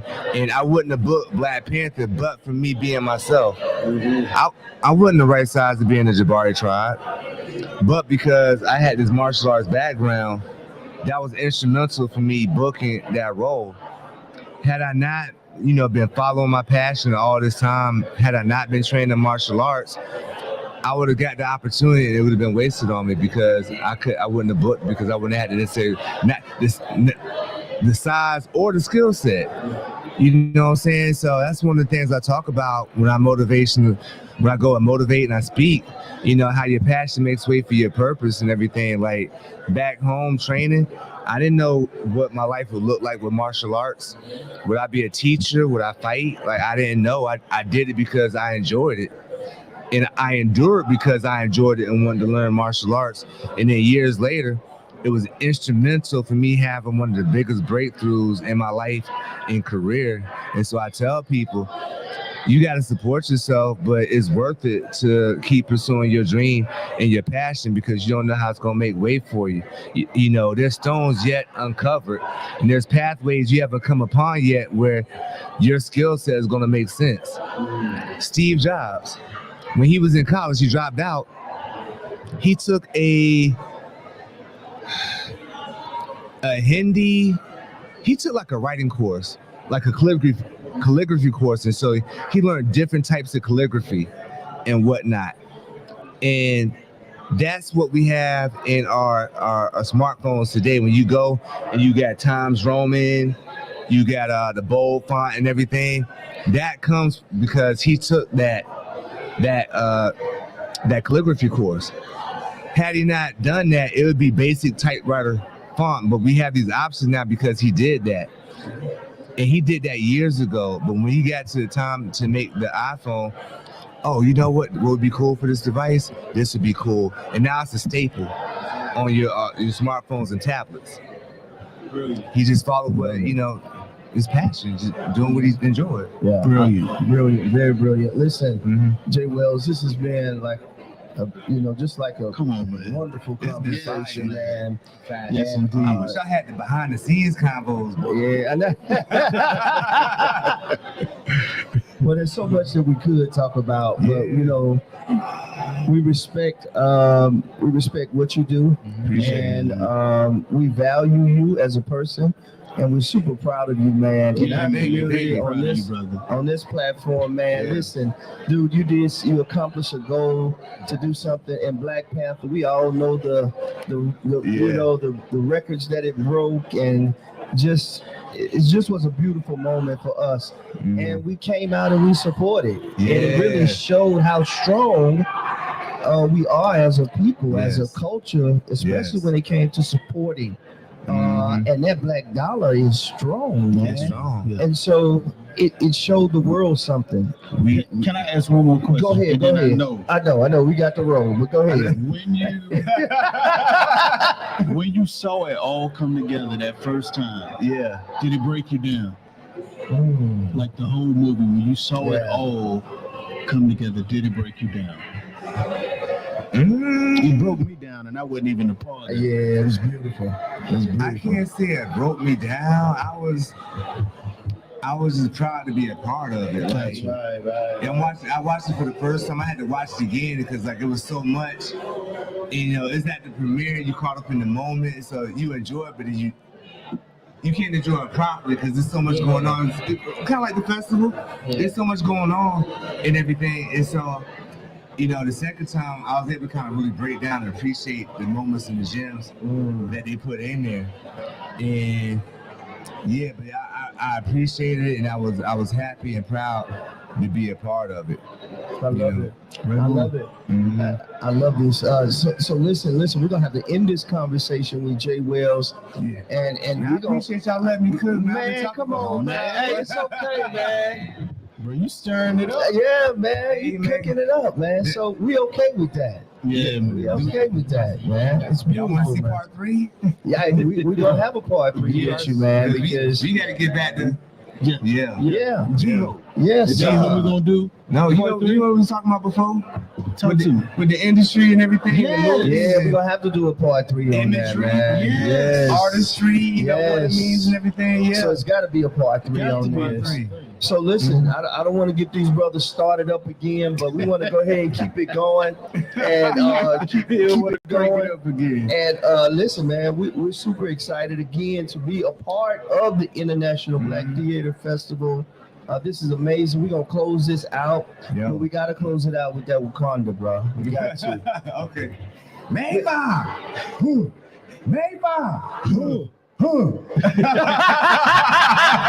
Wakanda forever! Wakanda forever! I am Jay Wells, the representative of the mighty Jabari tribe. Yeah. So listen, make it a great day and keep being great. And I gotta say this: make sure you get out there and vote. Your ancestors died so that we could. There are people that died who paid a price so that you could vote. So get out there and vote. Exercise your right to vote. Listen, don't complain if you ain't gonna vote. Yeah, I'm a firm believer on that. I know people still say, well, whatever, I'm still gonna complain. But listen, man, one love. We appreciate y'all. And man, shout out to the International Black Theater Festival once again for putting on such a great festival 2024. And as the great Larry Hammond would always say, it's mob-tastic. It's mob-tastic, baby. Listen, this is the Ross Cloud Podcast. Make it a great day and keep being great. Peace.